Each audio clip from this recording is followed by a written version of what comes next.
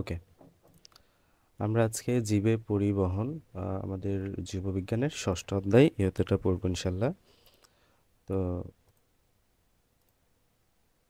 দেখো, জীবে পরিবহন অধ্যায়ে আমাদের কি কি আলোচনা আছে আমরা যদি একটু অংশ দেখি। আমরা উদ্ভিদে পরিবহনের ধারণা, মানে আমরা তো এই ক্ষেত্রে জীব পরিবহন অধ্যায়টা পড়ছি।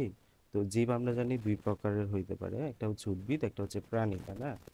তো ফার্স্ট অফ অল আমরা উদ্ভিদ সম্পর্কে কিছু ধারণা নিয়েই আমরা ডিরেক্ট প্রাণীতে চলে যাব। তো উদ্ভিদে পরিবহন যদি আমরা একটু দেখি, কি উদ্ভিদে পরিবহনের ধারণা। পরিবহন বলতে কি জানো, মনে করো যে উদ্ভিদের যে পানি, উদ্ভিদ মূল রুম থেকে পানিটা শোষণ করে। উদ্ভিদ মূল রুম থেকে লাইক পানিটা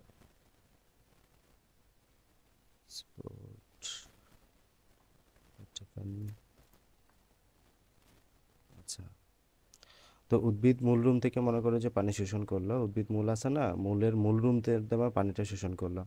এই পানিটা কিভাবে তার একদম পানিটা কিভাবে শোষিত হয়, ফার্স্ট হচ্ছে এটা প্রসেস। এরপরে শোষিত হয়ে আলটিমেটলি কিভাবে এটা উদ্ভিদের পাতা থেকে উদ্ভিদের প্রত্যেকটা অঙ্গ অবধি পৌঁছায়, এটা হলো পরিবহন। উদ্ভিদের পরিবহনটা আমাদের একটু বোঝাটা দরকার। এরপরে হচ্ছে উদ্ভিদ এবং প্রাণীর মধ্যে সম্পর্ক। উদ্ভিদ পানি এবং খনিজ লবণ শোষণ প্রক্রিয়া কিভাবে সে মাটি থেকে শোষণটা করে, এর প্রয়োজনীয়তা ব্যাখ্যা করতে পারবো। এরপর হচ্ছে সালোকসংশ্লেষণের ফলে উৎপাদিত পদার্থের পরিবহন বর্ণনা করতে পারবো। উদ্ভিদে পানি ও খনিজ পদার্থ পরিবহন ও এর প্রয়োজনীয়তা ব্যাখ্যা করতে পারবো, কেন এইগুলা তার দরকার।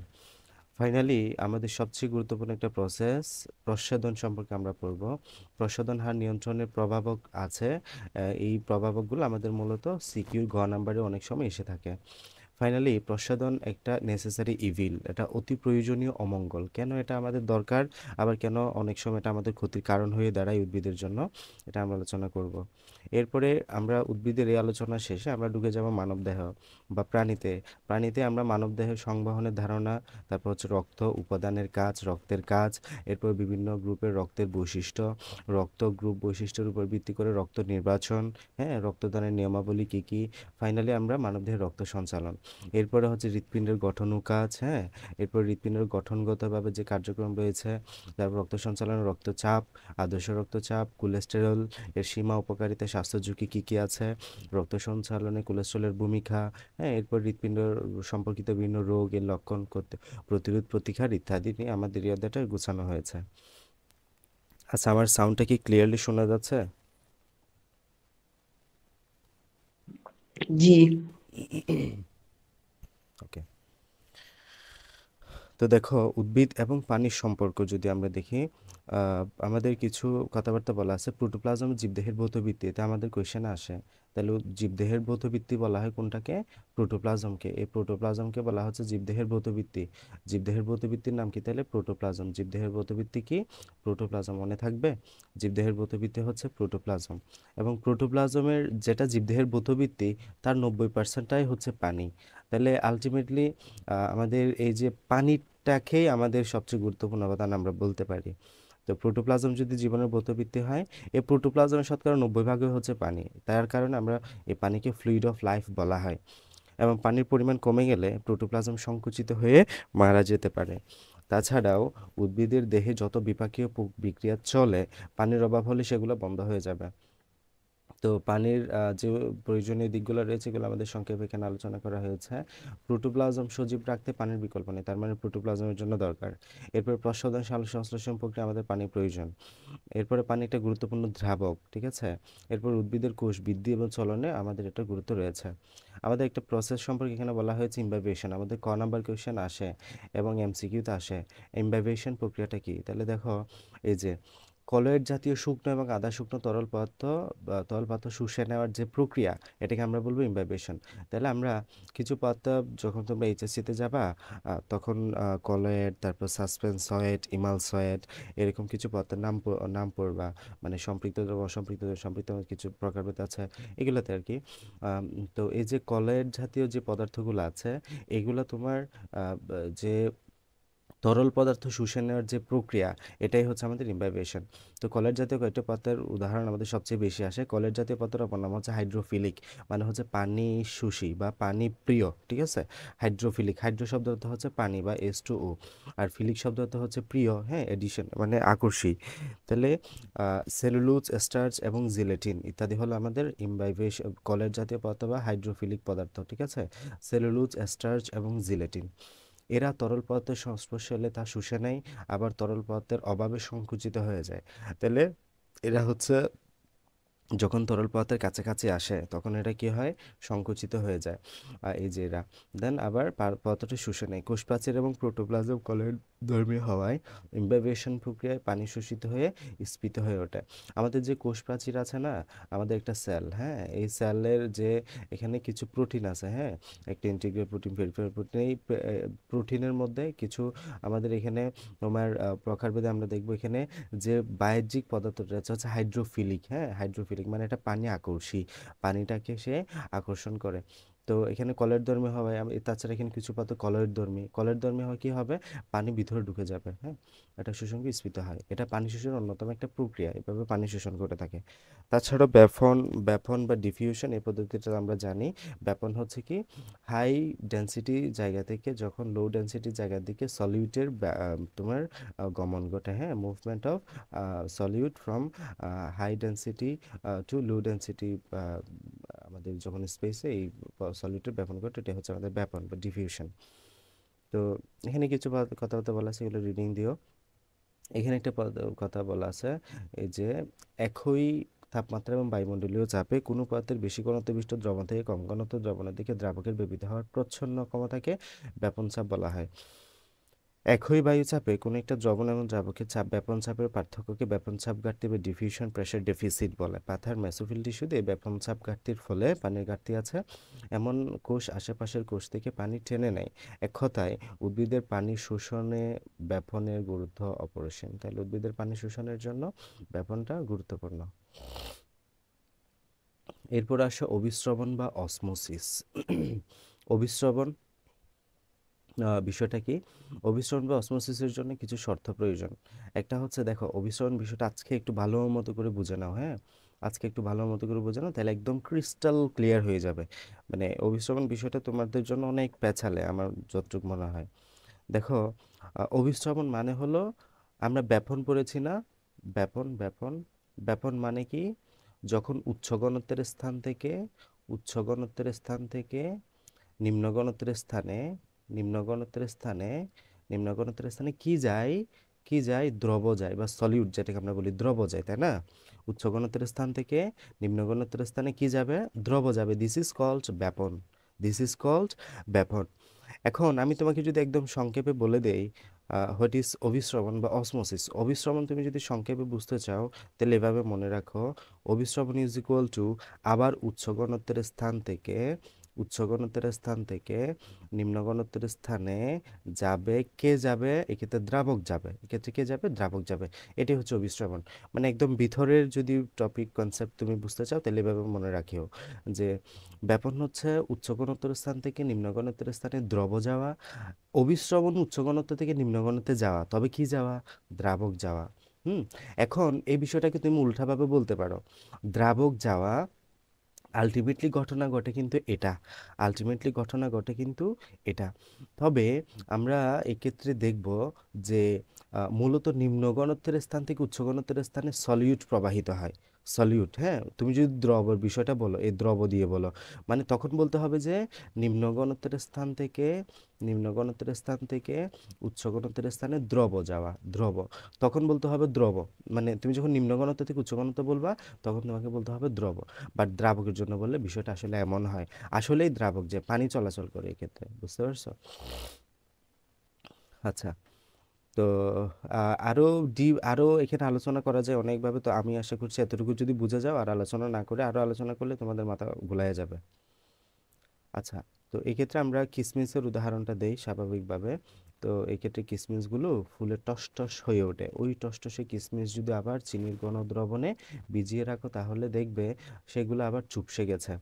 তো আমরা যখন পানিতে কিসমিস রাখি, খেয়াল করো, পানিতে তুমি কিসমিস রাখলা, এই যে এটা পানি, পানিতে কি রাখলা, পানিতে তুমি কিসমিস রাখলা, কিসমিস। তাহলে এই যে আমাদের কিসমিস রাখার ফলে কি হবে, এই যে এখানে মুভমেন্ট অফ সলভেন্ট, সলভেন্ট মানে হলো দ্রাবক, হ্যাঁ দ্রাবক। তো এই ক্ষেত্রে খেয়াল করো যে কিসমিসের ভিতরে পানি ঢুকে গেছে এই ক্ষেত্রে, ঠিক আছে। স্বাভাবিকভাবে তোমার মনে হচ্ছে কি কিসমিসের ভিতরে ঘনত্বটা বেশি, তাই না? কিসমিসের ঘনত্বটা বেশি এবং পানির ঘনত্বটা কম। আহ, আসলে এক্ষেত্রে বাইরে তো পানি বেশি, বাইরে দেখো পানি বেশি না, উচ্চ ঘনত্ব, আর ভিতরে নিম্ন ঘনত্ব। এক্ষেত্রে আলটিমেটলি আমাদের দ্রাবকটা যাবে, ওকে, এক্ষেত্রে কি যাবে, দ্রাবকটা যাবে, পানি ভিতরে চলে যাবে, সলভেন্টটা ভিতরে ঢুকে যাবে এক্ষেত্রে। পানি ভিতরে ঢুকে গিয়ে কিসমিসটা তোমার শ্রিঙ্ক করবে, তোমার সোলিং হয়ে যাবে, মানে হলো ফুলে যাবে। তো এই যে এই প্রক্রিয়ায় উদ্ভিদ মাটি থেকে পানি গ্রহণ করে, এটা একটা জীবন্ত কোষ ছাড়াও কৃত্রিমভাবে ল্যাবরেটরিতে ঘটানো যায় যদি দুটা ভিন্ন ঘনত্বের দ্রবণ, যাদের দ্রব এবং দ্রাবক একই, একটা বৈষম্যবদ্ধ পর্দা দ্বারা আলাদা করা হয়। তাহলে এক্ষেত্রে তোমাকে মনে রাখতে হবে যে এক্ষেত্রে যে এখানে কিসমিসের বাইরে পর্দাটা, এটা ছিল তোমার সেমি পারমিয়েবল মেমব্রেন, হ্যাঁ, বা অর্ধবেদ্য পর্দা বা বৈষম্যবদ্ধ পর্দা, ঠিক আছে। এটা কেমন, এটা হচ্ছে বৈষম্যবদ্ধ পর্দা বা সিলেক্টিভলি পারমিয়েবল, বা অপর নাম হচ্ছে সেমি পারমিয়েবল। সিলেক্টিভলি পারমিয়েবল, এটাকে সিলেক্টিভ কেন বলা হয় জানো? কারণ এই যে বললাম, এক্ষেত্রে আলটিমেটলি কি যাবে জানো, দ্রাবক যাবে, দ্রাবক। তাহলে এই যে এখানে এটাকে সিলেক্টিভ কেন বলা হচ্ছে, আমাদের এখন এদিকে একটা দ্রবণ আছে, সেখানে দ্রব প্লাস দ্রাবক আছে, দ্রব প্লাস দ্রাবক আছে, দ্রব প্লাস দ্রাবক আছে। কিন্তু এখানে এমন একটা পর্দা থাকে, যেই পর্দাটা এই দ্রবটাকে যেতে দেয় না, দ্রবটাকে যেতে দেয় না, বরং দ্রাবকটাকে শুধুমাত্র যেতে দেয়। তাহলে এটা সিলেক্ট করছে না কে যাবে, দ্রব নাকি দ্রাবক যাবে, এটা সিলেক্ট করছে। এই জন্য এটাকে আমরা সিলেক্টিভ পারমিয়েবল মেমব্রেন বলে থাকি, ওকে, সিলেক্টিভলি পারমিয়েবল মেমব্রেন। তাহলে কিছুক্ষণের মধ্যে দুটো ঘনত্বের দ্রবণ একই হয়ে যায়। একই দ্রব এবং দ্রাবক যুক্ত দুটো ভিন্ন ঘনত্বের আহ, দ্রবণ থেকে বৈষম্যবদ্ধ পর্দা দিয়ে আলাদা করে দ্রাবক নিম্ন ঘনত্বের দ্রবণ থেকে উচ্চ ঘনত্বের দ্রবণের দিকে প্রবাহিত হয়। দ্রাবকের বৈষম্যবদ্ধ পর্দা ভেদ করে নিম্ন ঘনত্বের দ্রবণ থেকে উচ্চ ঘনত্বের দিকে প্রবাহিত হওয়াকে আমাদের এই যে অভিসরণ প্রক্রিয়া বলা হয়, এটাই। এরপরে পানি ও খনিজ লবণ শোষণ, আহ, পানি ও খনিজ লবণ শোষণ জাস্ট এগুলা এটা সিকিউতে আসে কিন্তু, হ্যাঁ, পানি এবং খনিজ লবণ শোষণের এই প্রসেসটা আমাদের সিকিউতে আসে, এই এটা সিকিউতে আসে। সো একটু ভালো মতো করে দেখো। পানি শোষণ সাধারণভাবে উদ্ভিদ তার মূলরূপের মাধ্যমে পানি মাটির কৌশিক নালী শোষণ করে। কৌশিক নালীতে বুঝছো, ক্যাপিলারি ওয়াটার, ক্যাপিলারি ওয়াটার হচ্ছে মাটির কণার ফাঁকে ফাঁকে আটকে থাকা যে পানি, এটাকে আমরা কৌশিক পানি বা ক্যাপিলারি ওয়াটার বলে থাকি। তো শোষণ করে প্রশোধনের ফলে পাথার কোষে ব্যাপন চাপ ঘাটতির সৃষ্টি হয়। এর ফলে পাশের কোষ থেকে পানি এই কোষের দিকে ধাবিত হয়। তাহলে প্রশোধনের ফলে পাথার কোষে ব্যাপন চাপ ঘাটতির সৃষ্টি হয়। এই যে ব্যাপন চাপ ঘাটতির ফলে একটা কোষ থেকে অপরটা কোষে পানি যাইতে থাকে। একইভাবে ওই দ্বিতীয় কোষটিতে আবার ব্যাপন চাপ ঘাটতির সৃষ্টি হয় এবং তার পাশে নিচের কোষটিতে পানি টেনে নেয়, মানে হলো একটা কোষ থেকে একটা, একটা কোষ থেকে একটা, এভাবে আলটিমেটলি এই চাপটা তোমার মূল রুম পর্যন্ত বিস্তৃত হবে, একদম মাটির তলা পর্যন্ত চলে যাবে। তো এটা হচ্ছে আমাদের মূল, এই যে এটা হচ্ছে মূল, এই যেটা হচ্ছে মূল, এটা হচ্ছে মূল, আর এটা হচ্ছে মূল রুম, এটা হচ্ছে মূল রুম, এবং মূল রুমের গা যেটা, এটা হচ্ছে মূলথক, ওকে, এটা হচ্ছে মূলথক। এবং এটা হচ্ছে এপিডার্মিস, এটা হচ্ছে এন্ডোডার্মিস, মাঝখানে হচ্ছে কর্টেক্স। এগুলো আসলে এখন বুঝতেছো না তোমরা, এইচএসসিতে গেলে টিস্যু একটা অধ্যায় আছে, এটা পড়লে বিস্তারিত বুঝবা যে এন্ডোডার্মিস, গ্যাস্ট্রোডার্মিস, এপিডার্মিস এগুলো কি। তাহলে এটা হচ্ছে তোমার কর্টেক্স, মাঝখানের জায়গা, এবং এটা হচ্ছে এন্ডোডার্মিস, মানে পরিচক্রের ভিতরের জায়গাটাকে আমরা বলি, এটা হচ্ছে পরিচক্র, এই যে যদি এখানে নাম বলে নাই, এটা পরিচক্র, পরিচক্রের ভিতরের জায়গাটাকে আমরা এন্ডোডার্মিস বলি, আর বাইরের জায়গাটাকে আমরা বলি এপিডার্মিস। এবং এপিডার্মিসের এখানে আমাদের বাইরে মূলধক থাকে। এগুলো হচ্ছে তোমার এই যে মাটির কণা, এগুলো কি দেখতে পাচ্ছ, মাটির কণা। এই মাটির কণার ফাঁকে ফাঁকে যেগুলো আছে এগুলো হচ্ছে পানি। এই পানিগুলো আলটিমেটলি এখানে ভিতরে ঢুকে যাবে, তাহলে ভিতরে ঢুকবে, মূলত্বক দিয়ে ভিতরে ঢুকবে, এবং আলটিমেটলি এটা তোমার এপিডার্মিস হয়ে, কর্টেক্স হয়ে, এন্ডোডার্মিস হয়ে একদম এখানে জাইলেম, এই যে মাঝখানে যেটা দেখতে পাচ্ছ, এটা কি, এটা হচ্ছে জাইলেম তোমার, এই যে এগুলো হচ্ছে জাইলেম, হ্যাঁ, এগুলো কি, এই যে এগুলো হচ্ছে জাইলেম, এগুলো হচ্ছে জাইলেম। এগুলো হচ্ছে জাইলেম। এই জাইলেমের মাঝখানে থাকবে ফ্লোয়েম টিস্যু। জাইলেমের মাঝখানে এখানে আঁকে নাই আর কি এটা। জাইলেমের মাঝখানে ফ্লোয়েম থাকবে। তাহলে দেখো পানি আস্তে আস্তে থেকে কোথায় চলে গেছে, একদম মূলত্বক। মূলত্বকের মাধ্যমে এটা তোমার ব্যাপন চাপ ঘাটতির ফলে এই ব্যাপন চাপ ঘাটতিটা এই মূলত্বক অব্দি আসছে। মূলত্বক অব্দি এই যে একটা নীলচে কালারের একটা চিহ্ন দেখতে পাচ্ছ না, এটা পানির ডিরেকশন হচ্ছে, পানিটা ভিতরে ঢুকছে। এরপর এখান থেকে মূলত্বক হয়ে এপিডার্মিস, এপিডার্মিস থেকে কর্টেক্স, কর্টেক্স থেকে তোমার এখানে পরিচক্রটা ভেদ করে আলটিমেটলি আমাদের এখানে এন্ডোডার্মিসে চলে গেছে, এন্ডোডার্মিসের মাধ্যমে জাইলেমে ঢুকে গেছে। এখন জাইলেম আমরা জানি কি পরিবাহী টিস্যু না, আমাদের উদ্ভিদের পরিবাহী টিস্যু কোনটাকে বলা হয়, জাইলেম এবং ফ্লোয়েম। তো এই জাইলেমের মাধ্যমে একদম সারা দেহে চলে যাবে, ঠিক আছে, সারা দেহে চলে যাবে, সারা দেহে চলে যায়, পাতা অবধি চলে যাবে। পাতা অবধি গিয়ে এবার সালোকসংশ্লেষণ প্রক্রিয়ায় খাদ্য তৈরি করবে, এবার ফ্লোয়েম টিস্যু ওই খাদ্যটা আবার সারা দেহে পৌঁছায় দিবে। এটাই প্রসেস। তাহলে একটা চুম্বক শক্তির সৃষ্টি হয়, মানে ওই যে টান শক্তিটা বলতেছে আর কি, এই চুষক শক্তির টানে মাটির কৈশিক পানি মূলরুমে ঢুকে পড়ে। মাটি থেকে মূলরুমে অভিস্রবণ ও ব্যাপন প্রক্রিয়ায় এই পানি প্রবেশ করে। তাহলে মাটি থেকে মূলরুমে অভিস্রবণ ও ব্যাপন প্রক্রিয়ায় এই পানি প্রবেশ করে। এভাবে মূলরুম থেকে পানি মূলের কর্টেক্সে প্রবেশ করে। তাহলে মূলরুম থেকে পানি মূলের কর্টেক্সে প্রবেশ করে। এই কাজটিকে কোষ থেকে কোষান্তরে অভিস্রবণ পদ্ধতিও বলা হয়। একইভাবে অন্ততক পরিচক্র, এগুলো তোমরা বুঝতেছো না। অন্ততক মানে এখানে যেটা এন্ডোডার্মিস বলা হয়েছে, এটা এন্ডোডার্মিসের বাংলা হচ্ছে অন্ততক। হ্যাঁ, এন্ডোডার্মিসের বাংলা হচ্ছে অন্ততক, আর এপিডার্মিসের বাংলা হচ্ছে বহিতক। বহিতক। এটা হচ্ছে পরিচক্র, মাঝখানে লাল যেটা সেটা হচ্ছে পরিচক্র। তাহলে এভাবে তার অন্ততক এবং পরিচক্র হয়ে পরিবহন কলাগুচ্ছ। পরিবহন কলাগুচ্ছ কি কি আছে বলো তো আমাকে, নাহিমা, কাউসার বলো তো পরিবহন কলা কি কি আছে?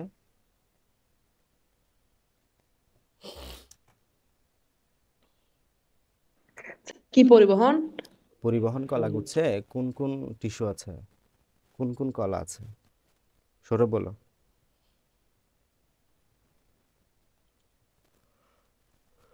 নাহিমা বলো। স্যার পরিবহন টিস্যু। হ্যাঁ, পরিবহন কলাগুচ্ছ মানে পরিবহন টিস্যু বোঝাচ্ছে আর কি। কি কি একটু আগে তো বললাম। Xylem phloem. হ্যাঁ, জাইলেম ফ্লোয়েম। কোন লাগে এটা বলতে? অন্তঃথক এবং পরিচক্র হয়ে পরিবহন কলাগুচ্ছ, মানে এই যে দেখো না জাইলেম ফ্লোয়েমে প্রবেশ করতেছে, এখানে তো দেওয়া আছে চিত্র।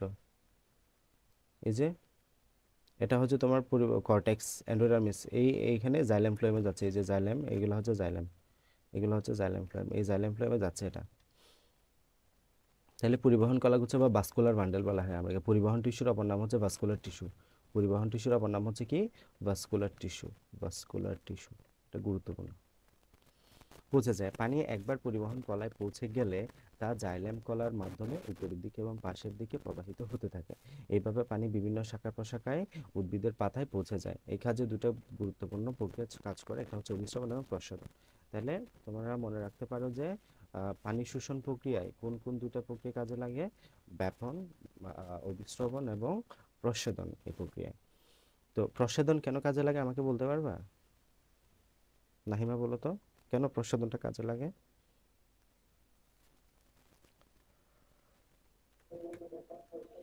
স্যার আমি বলি। বলো। স্যার ওই প্রশোধন হচ্ছে কলের শুকনো পদার্থ যে প্রক্রিয়া পানি শোষণ করে, তাই এখানে স্যার পানি শোষণ করতেছে তাই লাগতেছে প্রশোধনটা। প্রস্বেদন, তুমি কি জানো এটা প্রস্বেদন মানে কি জানো? জি। বলো তো। কলের শুকনো পদার্থ যে প্রক্রিয়ায় পানি শোষণ করে। You you got a big zero. বলো নাহিমা, বলো প্রস্বেদন মানে কি?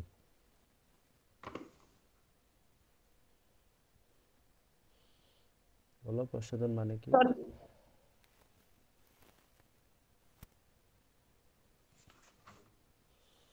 প্রস্বেদন তোমরা মনে হয় আজকে নতুন শুনলা। সৌরভ বলো না তো। স্যার, যে প্রক্রিয়ায় উদ্ভিদ বাষ্প আকারে পানি বের করবে সেটা হচ্ছে প্রস্বেদন। এটাই তো প্রস্বেদন। তো তোমরা থেকে কই চলে গেলা, আর কাউসার থেকে কই চলে গেলা? হুম স্যার আমি ইনফরমেশনটা গুলাই ফেলছি স্যার। এভাবে গুলাইলে হবে এই সময় এসে? প্রস্বেদন মানে হলো উদ্ভিদ যে প্রক্রিয়ায় তার দেহের অতিরিক্ত পানিটা বাষ্প আকারে বের করে দেয়, সেটাই হচ্ছে প্রস্বেদন, ঠিক আছে? তো এই প্রস্বেদন যদি না হতো, উদ্ভিদ যদি দেখো, এই যে এখানে বলা হয়েছে না, এটা হচ্ছে মনে করো যে উদ্ভিদ, এটা হচ্ছে পাতা, পাতার মাধ্যমে উদ্ভিদ প্রসাধন প্রক্রিয়া পানিটা বের করে দেয়, H2টা বের করে দেয়। আর এটা হচ্ছে তোমার মূল, মূলের মাধ্যমে, এই যে মূলের মাধ্যমে উদ্ভিদ পানি শোষণ করবে, এখানে এখানে মূল ছড়িয়ে ছিটিয়ে থাকে, পানি শোষণ করবে এদিক থেকে। আলটিমেটলি দেখো, উদ্ভিদ যদি এখানে পানি বের করে না দেয়, এখানে ব্যাপন ছাপ ঘাটতিটা তৈরি হবে না, ব্যাপন ছাপ ঘাটতি তৈরি হবে না। ব্যাপন ছাপ ঘাটতি কি? ব্যাপন ছাপ ঘাটতি হলো একটা কোষ থেকে অপরটা কোষে, মনে করো এখানে উদ্ভিদ পানি বের করে দিয়েছে, পানি বের করে দেওয়ার ফলে কি হবে, এই যে পাশের কোষ আছে না, এই পাশের কোষ, এই কোষ যদি পানি বের করে দেয়, এখানে পানির ঘাটতি তৈরি হবে, এই পাশের কোষ থেকে পানি এখানে আসবে, দেন এখানে আবার পানির ঘাটতি তৈরি হবে, এই পাশের কোষ থেকে আবার এখানে পানি আসবে, দেন আবার এখানে পানি ঘাটতি তৈরি হবে, এই পাশের কোষ থেকে আবার এখানে ঘাটতি তৈরি হবে, এখান থেকে এখানে পানি ঘাটতি তৈরি হলে এখানে পাশের কোষ থেকে আবার পানি আসবে। এটাকে আমরা বলতেছি ব্যাপন ছাপ ঘাটতি। এবং এই ব্যাপন ছাপ ঘাটতিতে আলটিমেটলি যাইতে যাইতে 21 থেকে 21, 21 থেকে 21 যাইতে যাইতে একদম মূল পর্যন্ত বিস্তৃত। আর মূল থেকে যখন মূলের মনে করো একদম শেষ মাথায় মূল রুমে আর কোনো কোষ নেই, তাহলে সে এখন মাটি থেকে পানিটা ঢুকায় নিবে। এভাবে আমাদের অভিস্রবণ প্রক্রিয়াটা সম্পন্ন হয় ব্যাপন চাপ ঘাটতির কারণে। আলটিমেটলি এখানে যদি প্রসাধনটা না হতো, পানিটা বের হইতো না, ব্যাপন চাপ ঘাটতি তৈরি হইতো না, ব্যাপন চাপ ঘাটতি মূল রুম পর্যন্ত আসতো না, এখানে অভিস্রবণ প্রক্রিয়াটাও সংঘটিত হতো না। এই জন্য আমাদের এই টোটাল প্রসেসে অভিস্রবণ এবং প্রসাধন এই দুটো প্রক্রিয়াই গুরুত্বপূর্ণ। স্যার এগেইন, হ্যাঁ, স্যার আবার বলে দেন তো একটু। এখানে দেখো, পাতায় আমরা জানি কি প্রসাধন প্রক্রিয়াটা সংঘটিত হয়, এটা যদি পাতা ধরো, পাতায় প্রসাধন প্রক্রিয়াটা সংঘটিত হয়। প্রসাধন মানে কি?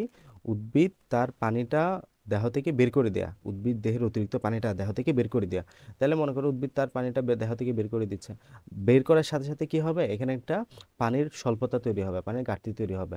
মনে করো উদ্ভিদের এটা আরেকটা কোষ, এটা আরেকটা কোষ, এটা আরেকটা কোষ, এটা আরেকটা কোষ, এই যে এই কোষে যখন পানির ঘাটতি তৈরি হয়েছে, এই কোষ থেকে পানি এসে সেটা ফিল আপ করবে। আবার যখন এই কোষ পানি ছেড়ে দিবে, তখন এই কোষে আবার পানির ঘাটতি তৈরি হবে, তখন এর পাশের কোষ থেকে আবার পানি এসে ফিল আপ করে দিবে। যখন আবার এই কোষে পানি ঘাটতি তৈরি হবে, তখন এই কোষ থেকে পানি এসে সেটা ফিল আপ করে দিবে। সেমভাবে নেক্সট এই কোষ থেকে আসবে। এইভাবে আমাদের এইটাকে আমরা বলি ব্যাপন ছাপ ঘাটতি। এখানে যে একটা তোমার যে পানির চাপ তৈরি হয়েছে, এটাকে আমরা বলি ব্যাপন ছাপ ঘাটতি। এই ব্যাপন চাপ ঘাটতিতে আলটিমেটলি মূল রুম পর্যন্ত বিস্তৃত, এই যে এভাবে যাইতে যাইতে মূল রুম পর্যন্ত বিস্তৃত। এখন এই মূল রুমে গিয়ে এই ব্যাপন চাপ ঘাটতির জন্যই যে কৈশিক পানি, এখানে ওই তোমার যে মাটির তলে পানি আছে, এই পানিটা আলটিমেটলি সেলের ভিতরে বা কোষের মধ্যে ঢুকে যায়, এবং ঢুকে যাওয়ার মাধ্যমে এটা তোমার আস্তে আস্তে কোষের মধ্যে দিয়ে জাইলেমের মাধ্যমে গিয়ে জাইলেম থেকে আবার এই জায়গায় এসে পাতায় বা সারা দেহে চলে যায় আর কি। এটাই হচ্ছে। তাহলে আলটিমেটলি এখানে যদি প্রসাধনটা না হতো, পানিটা বেরোইতো না, পানি না বেরোইলে এখানে যে ব্যাপন চাপ ঘাটতি এটা তৈরি হতো না। ব্যাপন চাপ ঘাটতি তৈরি না হলে একজন মূল রুমের মাথায় অসমোসিস বা অভিস্রবণ প্রক্রিয়া পানিটাও ভিতরে ঢুকতো না। এটাই। তার মানে দুইটা প্রক্রিয়া দরকার, একটা হচ্ছে অভিস্রবণ, একটা হচ্ছে প্রসাধন। বুঝতে পারছো? জি। এরপর আসে খনিজ লবণ শোষণ। অধিকাংশ উদ্ভিদ পানির সাথে কিছু পরিমাণ খনিজ লবণ শোষণ করে, এবং কিছু লবণ মূলরুম দিয়ে শোষিত হলেও মূলত মূলের অগ্রভাগের কোষ বিভাজন অঞ্চলে শোষণ অঞ্চল হিসেবে কাজ করে। তাহলে দেখো, আমাদের যে শোষণ বলি, এই পানিটা বা এই লবণটা কোত্থেকে শোষিত হয়? একদম মূলের অগ্রভাগের কোষ বিভাজন অঞ্চল এটা শোষণে সাহায্য করে। খনিজ লবণ শোষিত হয় আয়ন হিসেবে। তাহলে খনিজ লবণ কি তোমার ডিরেক্ট লবণের দানা হিসেবে শোষিত হয়? না, খনিজ লবণ আয়ন হিসেবে শোষিত হয়। তো এটা দুইটা উপায়ে শোষিত হতে পারে, একটা হচ্ছে অ্যাক্টিভ প্রসেস, একটা হচ্ছে ইনঅ্যাক্টিভ প্রসেস। হ্যাঁ, অ্যাক্টিভ অ্যাবজর্পশন, ইনঅ্যাক্টিভ। তাহলে একটা হচ্ছে সক্রিয় নিষ্ক্রিয় শোষণ, একটা হচ্ছে সক্রিয় শোষণ বা অ্যাক্টিভ অ্যাবজর্পশন, প্যাসিভ অ্যাবজর্পশন। তো নিষ্ক্রিয় শোষণে কি হয়? নিষ্ক্রিয় শোষণে মনে রাখবা যে এখানে বিপাকীয় শক্তির প্রয়োজন হয় না। এখানে কি হয় না? বিপাকীয় শক্তি বা এটিপির প্রয়োজন হয় না, এটিপির প্রয়োজন হয় না। আর সক্রিয় শোষণে বিপাকীয় শক্তির বা এটিপির প্রয়োজন হয়। এগুলো আমরা এইচএসসিতে গেলে বিস্তারিত পড়বো, কেন এটিপি, তারপর সক্রিয় শোষণের কিছু প্রসেস আছে, হ্যাঁ, নিষ্ক্রিয় শোষণের কয়েকটা প্রসেস আছে, সক্রিয় শোষণের অনেকগুলো প্রসেস আছে, এগুলা বিস্তারিত আলোচনা আছে। তো নিষ্ক্রিয় শোষণে মেইন মনে রাখবা যে বিপাকীয় শক্তির প্রয়োজন হয় না। সক্রিয় শোষণের মেইন কথাটা হচ্ছে এখানে বিপাকীয় শক্তির প্রয়োজন হয়। মানে বুঝো, সক্রিয় মানে এক্ষেত্রে অ্যাক্টিভ প্রসেস, এখানে তোমার শক্তি দিতে হবে, অ্যাক্টিভলি কাজ করবে। আর প্যাসিভ বা নিষ্ক্রিয় মানে এখানে শক্তির প্রয়োজন হবে না। তো এক্ষেত্রে কোন কোন প্রক্রিয়া শোষিত হবে?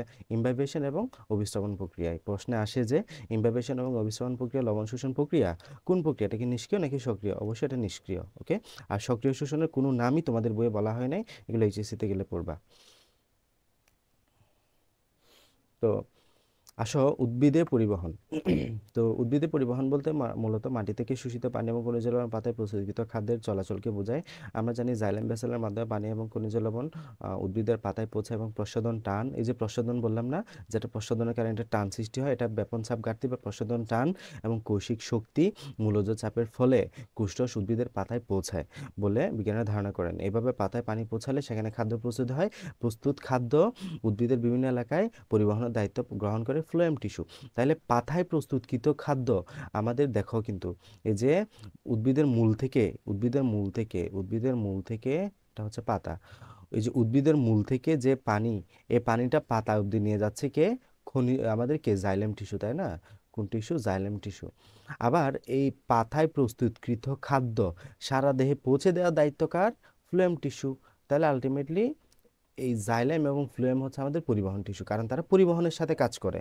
এই জাইলেম এবং ফ্লোয়েমকে জন্য আমরা কি বলি? পরিবহন টিস্যু বলি, কারণ তারা পরিবহনের সাথে যুক্ত।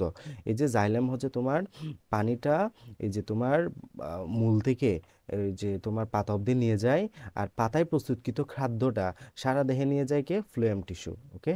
আবার আরেকটা বিষয় খেয়াল করো, ফ্লোয়েম টিস্যুর ডিরেকশন কিন্তু তোমার উপরে এবং নিচে হতে পারে, বাট জাইলেম টিস্যুর ডিরেকশন শুধু ঊর্ধ্বমুখী। বিষয়টা একটু মানে বোঝার আছে। সেটা হলো, মনে করো এটা হচ্ছে গাছ, গাছের মূল, এটা হচ্ছে গাছ, এটা হচ্ছে গাছের শিকড়, এটা হচ্ছে গাছের পাতা মনে করো। তো জাইলেম টিস্যুর কাজ কি? এই মূল রুম থেকে পানিটা জাস্ট পাতায় নিয়ে যাওয়া। তাহলে জাইলেম টিস্যু শুধু উপরে উঠায় পানি। জাইলেম শুধু কি করে? শুধু উপরে উঠায়, এটা নিচে নামায় না কখনো। মানে এটা পানি, এটা নিচে নামানোর কাজ না। তার মানে এর পরিবহন কেমন? এর পরিবহন হচ্ছে ঊর্ধ্বমুখী, এর পরিবহন হচ্ছে ঊর্ধ্বমুখী। বাট ফ্লোয়েম টিস্যুর কাজ দেখো, ফ্লোয়েম টিস্যু মনে করো এখানে গাছে একটা পাতা আছে, ঠিক আছে? গাছে একটা পাতা আছে, তাহলে এখানে ফ্লোয়েম টিস্যু, এখানে খাদ্য প্রস্তুত হলো পানির উপস্থিতিতে। এই ফ্লোয়েম টিস্যুর কাজ হলো এই প্রস্তুতকৃত খাদ্যটা সারা দেহে পৌঁছে দেওয়া। এক্ষেত্রে সে এখানে খাদ্যটা সে আবার মূল রুমে আসবে, গাছের নিচে আসবে, আবার সাথে সাথে গাছের উপরেও সে নিয়ে যাবে খাদ্যটা, মানে খাদ্যটা সারা দেহে পৌঁছে দেওয়ার দায়িত্ব তার। তার মানে ফ্লোয়েম টিস্যুর যে ডিরেকশন, এটা হচ্ছে তোমার বাই ডিরেকশনাল, সে উপরেও যাইতে পারে নিচেও যাইতে পারে। বাট জাইলেম টিস্যুর ডিরেকশন হচ্ছে শুধুমাত্র ঊর্ধ্বমুখী, ঠিক আছে? তো এই খাদ্য ফ্লোয়েমের সিগন্যাল, তাহলে এখানে সিগন্যালের কথা স্পেসিফিক্যালি বলা হয়েছে, সিগন্যালের মাধ্যমে প্রবাহিত হয়। উদ্ভিদের বিভিন্ন জৈব যৌগ ফ্লোয়েম টিস্যুর মাধ্যমে বিপরীত দিকে একই সাথে চলাচল করে। উদ্ভিদের নিচের দিকের যৌগগুলো উদ্ভিদের নিচের দিকের যৌগগুলো নিচের দিকে, পরিধি সংশ্লিষ্ট যৌগগুলো উপরের দিকে এবং মাঝামাঝি যেগুলো প্রবাহিত হয়। ওকে। তাহলে উদ্ভিদে পরিবহনের প্রয়োজনীয়তা কেন দরকার? পরিবহন অর্থ এক স্থান থেকে অন্য স্থানে পদার্থ স্থানান্তর করা পানি এবং খনিজ লবণকে চলাচলকে উদ্ভিদ পরিবহন বলা হয়। উদ্ভিদে পানি এবং খনিজ দ্রব্যের প্রয়োজনীয়তার কথা সব বিজ্ঞানী স্বীকার করেছেন, এবং এই পানি, আচ্ছা এগুলো রিডিং করে নিবে, হ্যাঁ, গুরুত্বপূর্ণ না খুব একটা। তো পানি এবং খনিজ পদার্থের পরিবহন, এই যে আমাদের এখানে কোষের ভিতরাকার পানি এবং পানির দ্রবীভূত অঞ্চলকে একসাথে কোষরস বলা হয়। দেন কোষরসের আরোহণ, হ্যাঁ, পানি এবং খনিজ লবণ মূল পানি এবং খনিজ লবণ শোষণ করে। তো এটা আস্তে আস্তে ধীরে ধীরে উপরের দিকে ওঠে এবং ক্রুশের সাথে পার্শ্ব পরিবহন চলতে থাকে। ক্রুশ পরিবহন দুই ভাগে হয়ে থাকে, মাটি থাকা পানি এবং খনিজ লবণগুলো মূলরুম থেকে মূল পরিবহন কলায় পৌঁছানো, মূলের পরিবহন কলা থেকে পাতায় পৌঁছানো, বুঝছো? এই যে এখানে এটা হচ্ছে তোমার মূল, এটা যদি মূল হয়, এই মূল থেকে এটা যদি মূলের কোষ হয়, ফার্স্টে কি হবে? এই যে এখানে মাটি হয়, মাটি এই মাটি থেকে পানিগুলো ফার্স্ট এখানে আমাদের উদ্ভিদের ত্বকভেদ করে এখানে পৌঁছাবে। এখানে আমাদের পরিবহন কলা আছে মাঝখানে, মানে জাইলেমগুলো আছে। তো এখানে ফার্স্ট এখান থেকে এই যে পানিটা ফার্স্ট এখান থেকে অভিস্রবণ প্রক্রিয়া এখানে জাইলেম পর্যন্ত পৌঁছাবে। দেন জাইলেমের মাধ্যমে আবার এটা সারা দেহে এখন পৌঁছে যাবে। তাহলে দুই ধাপে সংগঠিত হয়, একটা হচ্ছে জাইলেমে পৌঁছানো বা পরিবহন কলাগুচ্ছে পৌঁছানো, দেন পরিবহন কলাগুচ্ছ থেকে ডিরেক্ট সারা দেহে পৌঁছানো বা পাতায় পৌঁছানো। তাহলে প্রথম ধাপে অভিস্রবণ, ব্যাপন এবং প্রশোধন, টান ইত্যাদি পানি খনিজ লবণ শোষণে পরিবহনে গুরুত্বপূর্ণ ভূমিকা পালন করে। মূল রুম দিয়ে শোষিত পানি এবং তার খনিজ পদার্থ অভিস্রবণ প্রক্রিয়ায় মূল রুম থেকে পাশের কোষে যায়। ওই কোষ থেকে তা পুনরায় তার পাশের কোষে যায়। এইভাবে কোষ থেকে কোষে পানি এবং খনিজ পদার্থ চলতে চলতে একসময় মূলের পরিবহন টিস্যু হয়ে কাণ্ডের পরিবহন কলা বেয়ে পাতার মেসোফিল কোষে পৌঁছায়। আস্তে আস্তে এটা তোমার পাতার মাধ্যমে গিয়ে পাতার মেসোফিল কোষে পৌঁছাবে এটা। ওকে। তো সালোকসংশ্লেষণ উৎপাদিত পদার্থের পরিবহন। এখন আসো যে আমরা তো পড়লাম যে পাতায় প্রস্তুত তোমার পাতা অবধি কি পৌঁছালো, এখন এই যে পাতা অবধি কি পৌঁছালো, পানিটা পৌঁছালো। এখন পানিটা মূলত কিসের দরকার, পানিটা কি জন্য দরকার? পানিটা আমরা জানি সে কার্বন ডাইঅক্সাইডের সাথে বিক্রিয়া করে পাতা ক্লোরোফিলের সাহায্যে আলটিমেটলি কি তৈরি করবে, গ্লুকোজ বা শর্করা জাতীয় খাদ্য তৈরি করবে। এখন এই শর্করা জাতীয় খাদ্য তৈরিটা, শর্করা জাতীয় খাদ্য তৈরিটা কোথায় হলো, পাতায় হলো না? এখন এই পাতা থেকে এত সারা দেহে সাপ্লাই করতে হবে। এখন এই সাপ্লাইয়ের দায়িত্বটা কে আছে, এটা আমরা পড়বো। তাহলে পথের পরিবহন, তাহলে অভিসরণ প্রক্রিয়া পানি গ্রহণ করে জাইলেম ব্যাসাইলের মাধ্যমে সূর্য বা তোমার সূর্য বৃক্ষের সর্বোচ্চ স্থানের পাতায় পর্যন্ত পৌঁছে। পাতা সালোকসংশ্লেষণ প্রক্রিয়ায় এই পানি ব্যবহার করে আলুর উপস্থিতিতে ক্লোরোপ্লাস্টের বাইরে থেকে কার্বন ডাইঅক্সাইড মাটি থেকে পানি গিয়ে সরকার যাতে খাদ্য তৈরি করে, তাহলে খাদ্য তো তৈরি করলো। এই উৎপন্ন খাদ্য বিভিন্ন অংশে চলে যায়। উদ্ভিদের প্রতিটি কোষে এই খাদ্য ব্যবহার করে সম্পর্কে বিপাকীয় কাজ চালানোর জন্য প্রয়োজনীয় শক্তি বা এটিপি তৈরি করে।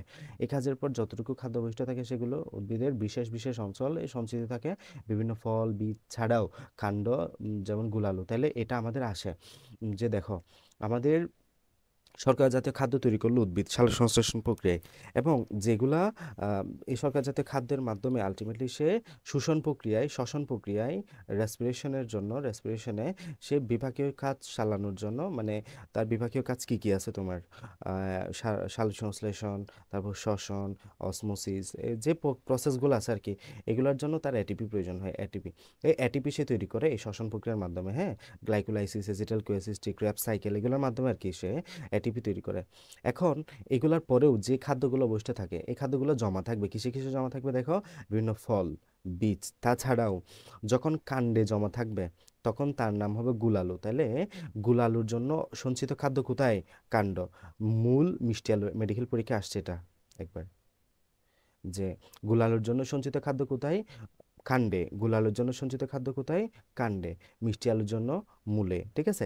পাতাতেও সঞ্চিত খাদ্য থাকতে পারে, যেমন ঘৃতকুমারী, ঠিক আছে। অ্যালোভেরা চিনো না, অ্যালোভেরা, অ্যালোভেরা চিনো, কি অ্যালোভেরাটাই হচ্ছে ঘৃতকুমারী, খাদ্য জমা থাকে।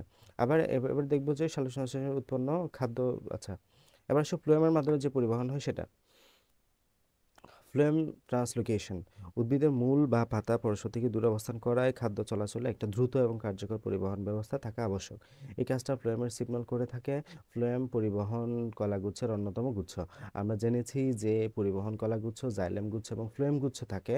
ফ্লোয়েম গুচ্ছ সিগন্যাল, সঙ্গীকুশ, ফ্লোয়েম প্যারেনকাইমা, বাস ফাইবার থাকে।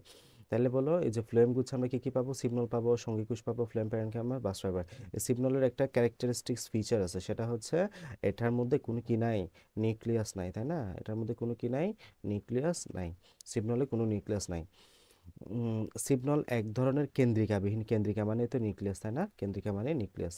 কেন্দ্রিকাবিহীন এবং পাতলা প্রাচীরযুক্ত সজীব কোষ, লম্বালম্বি, এরা একটির সাথে যুক্ত থাকে এবং এটা চালের মতো গঠন সৃষ্টি করে। ওকে, দেন এই যে এরা দুটা কোষের মধ্যবর্তী অনুপ্রস্থ প্রাচীরটি স্থানে থাকে। এগুলো আসলে প্রথম মধ্যে চিত্র সহ দেওয়া আছে, ওখান থেকে ভালো মতো পড়ে নিও। ফলে খাদ্যদ্রব্য সহজে কোষ থেকে অনুবাদে চলে যায় এবং রাসায়নিক পদার্থ জমা হয় এখানে। গ্রীষ্মের আগমনে ক্যালুস গলে যায় এবং খাদ্য চলাচল বেড়ে যায়। তাহলে ফ্লোয়েমের মাধ্যমে পরিবহনটা এখানে ক্ষুদ্র করে আলোচনা করা হয়েছে। এরপরে যে টপিকটা আমাদের আছে সেটা হলো প্রস্বাদন বা ট্রান্সপিরেশন। হ্যাঁ, প্রস্বাদন বা ট্রান্সপিরেশনের জন্য এখানে কিছু কথাবার্তা বলা আছে। প্রস্বাদন মানে কি তাহলে? প্রস্বাদন মানে হলো উদ্ভিদ তার অবশিষ্ট পানি, এই যে অবশিষ্ট পানি বায়বীয় অংশ দিয়ে বাষ্প আকারে বাইরে বের করে দেয়া, এটা হচ্ছে প্রস্বাদন। তাহলে যে শারীরবৃত্তীয় প্রক্রিয়ায় উদ্ভিদ তার বায়বীয় অঙ্গের মাধ্যমে বাষ্প আকারে পানি বের করে দেয় সেটা হচ্ছে প্রস্বাদন বা বাষ্পমোচন। প্রস্বাদনকে তিন ভাগে ভাগ করা হয়েছে। একটা হচ্ছে পত্ররন্ধ্রীয় প্রস্বাদন, মানে যেটা পত্ররন্ধ্র বা স্টোমাটার মাধ্যমে হবে। কিউটিকুলার প্রস্বাদন, যেটা কিউটিকুলার মাধ্যমে হবে। লেন্টিকুলার প্রস্বাদন, যেটা লেন্টিসেলের মাধ্যমে হবে। ওকে, তাহলে আমরা প্রস্বাদনকে কয় ভাগে ভাগ করতে পারি? তিন ভাগে। একটা হচ্ছে পত্ররন্ধ্রীয় প্রস্বাদন, কিউটিকুলার প্রস্বাদন, লেন্টিকুলার প্রস্বাদন। এখন আসো প্রত্যেকটা নিয়ে আলাদা আলোচনা আছে। পত্ররন্ধ্রীয় প্রস্বাদন বা স্টোমাটার মাধ্যমে যে প্রস্বাদনটা হবে সেটাকে আবার আমরা পত্ররন্ধ্র বলি। তাহলে এটা যদি পত্ররন্ধ্র হয়, যে মাঝখানে যে চিত্র দেখতে পাচ্ছি এটা পত্ররন্ধ্র। পত্ররন্ধ্রের বাইরে যেটা দেখতে পাচ্ছি এটা হচ্ছে গার্ড সেল। এগুলো কি? এগুলো হচ্ছে সহকারী কোষ বা গার্ড সেল। দুইটা গার্ড সেল আমাদের পত্ররন্ধ্রকে ঘিরে রাখে। এটার মাধ্যমে আমাদের প্রস্বাদনটা হবে। তাহলে কোথায় থাকে? পাতায়, কচিকাণ্ড, ফুলের বৃতি, পাপড়িতে দুটি রক্ষী কোষ বেষ্টিত এক ধরনের রন্ধ্র থাকে যাকে আমরা পত্ররন্ধ্র বলি। এবং কোনো উদ্ভিদের মোট প্রস্বাদনের 90 থেকে 95% পত্ররন্ধ্রের মাধ্যমে। এটা কতবার যে আসছে বিভিন্ন পরীক্ষা, SSC, HSC, medical admission, varsity, বিভিন্ন জায়গায় আসছে এটা, এই কোয়েশনটা। পত্ররন্ধ্রের মাধ্যমে কত পার্সেন্ট হয়? 90 থেকে 95%। পত্ররন্ধ্রের মাধ্যমে 90 থেকে 95% হয়। পত্ররন্ধ্রের মাধ্যমে কত পার্সেন্ট প্রশোধন সম্পন্ন হয়? 90 থেকে 95% প্রশোধন সম্পন্ন হয়। আর কিউটিকুলার প্রশোধন কিসের মাধ্যমে হবে? কিউটিকলের মাধ্যমে হবে। তাহলে পাতার উপরে কিউটিনের আবরণ থাকে, যাকে আমরা কিউটিকল বলি। কিউটিকল ভেদ করে কিছু পানি বাইরে বাষ্পকারে বের করে দেয়, এটাকে কিউটিকুলার প্রশোধন বলে। আর লেন্টিকুলার প্রশোধন কি? পাতা উদ্ভিদে গৌণ বৃদ্ধি হলে কাণ্ডের বাকল ফেটে লেন্টিসেল নামক ছিদ্র সৃষ্টি হয়। লেন্টিসেলের ভিতরে কোষগুলো আলাদাভাবে সজ্জিত হয়ে কিছু পানি বাইরে কোষ বেরিয়ে যায়, লেন্টিকুলার প্রশোধন বলে। মানে উদ্ভিদের এক্সট্রা যদি বাড়ে, গৌণ বৃদ্ধি করে, তাহলে এখানে লেন্টিসেল তৈরি হয়, এখানে একটা তোমার ফাঁকা জায়গা সৃষ্টি হয়, এটাকে আমরা লেন্টিসেল বলি। লেন্টিসেলের মধ্যে দিয়ে পানি বেরিয়ে গেলে তাকে আমরা লেন্টিকুলার প্রশোধন বলে থাকি আর কি। তো এই যে আমাদের এখানে কিছু প্রভাব কাজ করে, প্রভাবগুলো তোমরা একটু ভালো মতো করে রিডিং দিও। এই যে বাহ্যিক তাপমাত্রা, বাহ্যিক প্রভাব কী কী আছে, এগুলো আমাদের ঘর জন্য, নাম্বারের জন্য বিশেষ করে খুব গুরুত্বপূর্ণ, ফর সিকিউ খুব গুরুত্বপূর্ণ। তাপমাত্রা কী কী কাজ করে, হ্যাঁ, তাপমাত্রার জন্য কী কী কাজ করে। আমরা জানি তাপমাত্রা যত বৃদ্ধি পাবে তত প্রশোধন বাড়বে একটা নির্দিষ্ট সময় পর্যন্ত। তাপমাত্রা কমে গেলে তা প্রশোধন হারও কমে যায়। আপেক্ষিক আর্দ্রতা ভাইস ভার্সা, আপেক্ষিক আর্দ্রতা যত বৃদ্ধি পাবে প্রশোধন তত কমবে। ঠিক আছে, এটা এভাবে তুমি দুইটা সাইন দিয়ে মনে রাখতে পারো। এত পরীক্ষার আগে এত কিছু পড়তে পারবে না, এরকম একটা সাইন দাও, এরকম সাইন দাও, মানে তাপমাত্রা বাড়লে প্রশোধন বাড়বে। আর আপেক্ষিক আর্দ্রতার বিষয়টা হচ্ছে উল্টা, তা আপেক্ষিক আর্দ্রতা বাড়লে আমাদের প্রশোধনটা কমবে, মানে ভাইস ভার্সা, হ্যাঁ, ইনভার্সলি প্রপোর্শনাল। তাহলে আপেক্ষিক আর্দ্রতা বাড়লে প্রশোধন কমবে। এরপর লাইট বাড়লে প্রশোধন বাড়ে স্বাভাবিকভাবে। বায়ু প্রবাহ বাড়লে প্রশোধন বাড়ে, হ্যাঁ, এটা এই যে প্রপোর্শনাল। এটাও কি লাইটের ক্ষেত্রে একটা নির্দিষ্ট লেভেল পর্যন্ত আর কি। এরপর আসো অভ্যন্তরীণ প্রভাব কী কী আছে? পত্ররন্ধ্র, পত্রের সংখ্যা, পত্রফলকের আয়তন, উদ্ভিদের বায়বীয় অঙ্গের আয়তন। ঠিক আছে, পাতার সংখ্যা ইত্যাদি আমাদের বেশি হয়, পত্রফলকের আয়তন বড় হলে পার্শ্বর হার বেশি হয়, এগুলা। তাহলে এগুলো একটু ভালো মতো করে পড়বা। আজকে আমরা এতটুকুই রাখলাম। প্রশোধন একটা অতি প্রয়োজনীয় মঙ্গল, এটা রিডিং দিবা, হ্যাঁ। রিডিং দিবা বলতে এখানে আমাদের প্রশোধন কেন গুরুত্বপূর্ণ? প্রশোধন গুরুত্বপূর্ণ কেন? দেখো, উদ্ভিদের প্রশোধন হচ্ছে যে প্রক্রিয়া উদ্ভিদ পানি বের করে দেয়। এই যে উদ্ভিদ তার অতিরিক্ত পানিটা বাইরে বের করে দিচ্ছে না পাতার মাধ্যমে, যদি অতিরিক্ত পানি বাইরে বের করতে না পারতো, তার সেল ফুলে গিয়ে আলটিমেটলি উদ্ভিদ মারা যেত। তাহলে উদ্ভিদ এটার মাধ্যমে তার অতিরিক্ত পানি থেকে সে নিজেকে মুক্ত রাখে। বাট অনেক সময় দেখা যায় যে শীত প্রধান যে উদ্ভিদ দেশগুলো আছে বা গ্রীষ্ম প্রধান যে দেশগুলো আছে, যখন পানির শূন্যতা তৈরি হয়, পানি কম থাকে, তখন দেখা যায় উদ্ভিদ অনেক বেশি পরিমাণে এখান থেকে পানি বের করে দিচ্ছে। ফলে যে মানে উদ্ভিদ মাটি থেকে মনে করে পানি নাই, মাটিতে পর্যাপ্ত পানি নেই, বাট দেখা যাচ্ছে যে মাটিতে পানি নেই, তারপর উদ্ভিদ অনেক বেশি পরিমাণ পানি বাইরে বের করে দিচ্ছে। তার ফলে দেখা যায় যে উদ্ভিদ পানি শূন্যতায় ভোগে, আলটিমেটলি উদ্ভিদ মারা যায় উদ্ভিদ প্রয়োজনীয় পানি না পেয়ে। তাহলে এটা যেমন গুরুত্বপূর্ণ, আবার এটা অমঙ্গলও আমাদের জন্য। তাহলে এটা একটা অতি প্রয়োজনীয় অমঙ্গল এই জন্য, মানে এটা খারাপ দিকও আছে, এটা আবার ভালো দিকও আছে, এই জন্য অপ্রয়োজনীয় মঙ্গল বলি। তাহলে আমাদের প্রাণীর উদ্ভিদের সব শেষ, উদ্ভিদের পরিবহন সংক্রান্ত যে টপিকটা, কনসেপ্টটা, এটা আমরা শেষ করলাম। আমরা নেক্সট দিন মানবদেহে রক্ত সংবহন, blood circulation in human body নিয়ে আলোচনা করবো ইনশাল্লাহ। Blood circulation in human body, মানবদেহে রক্ত সংবহন। আমরা পরিবহন অধ্যায়টা পড়ছি, পরিবহন অধ্যায়ের দ্বিতীয় লেকচার। আমরা এর আগের লেকচারে হলো উদ্ভিদে পরিবহন অংশটা পড়েছিলাম। তো আমরা এই অংশে জীবে পরিবহন তথা মানুষের দেহে পরিবহনটা আমরা বিস্তারিত আলোচনা করব। তো দেখো, আমাদের পরিবহনের যে মূলে রয়েছে সেটা হচ্ছে ব্লাড বা রক্ত।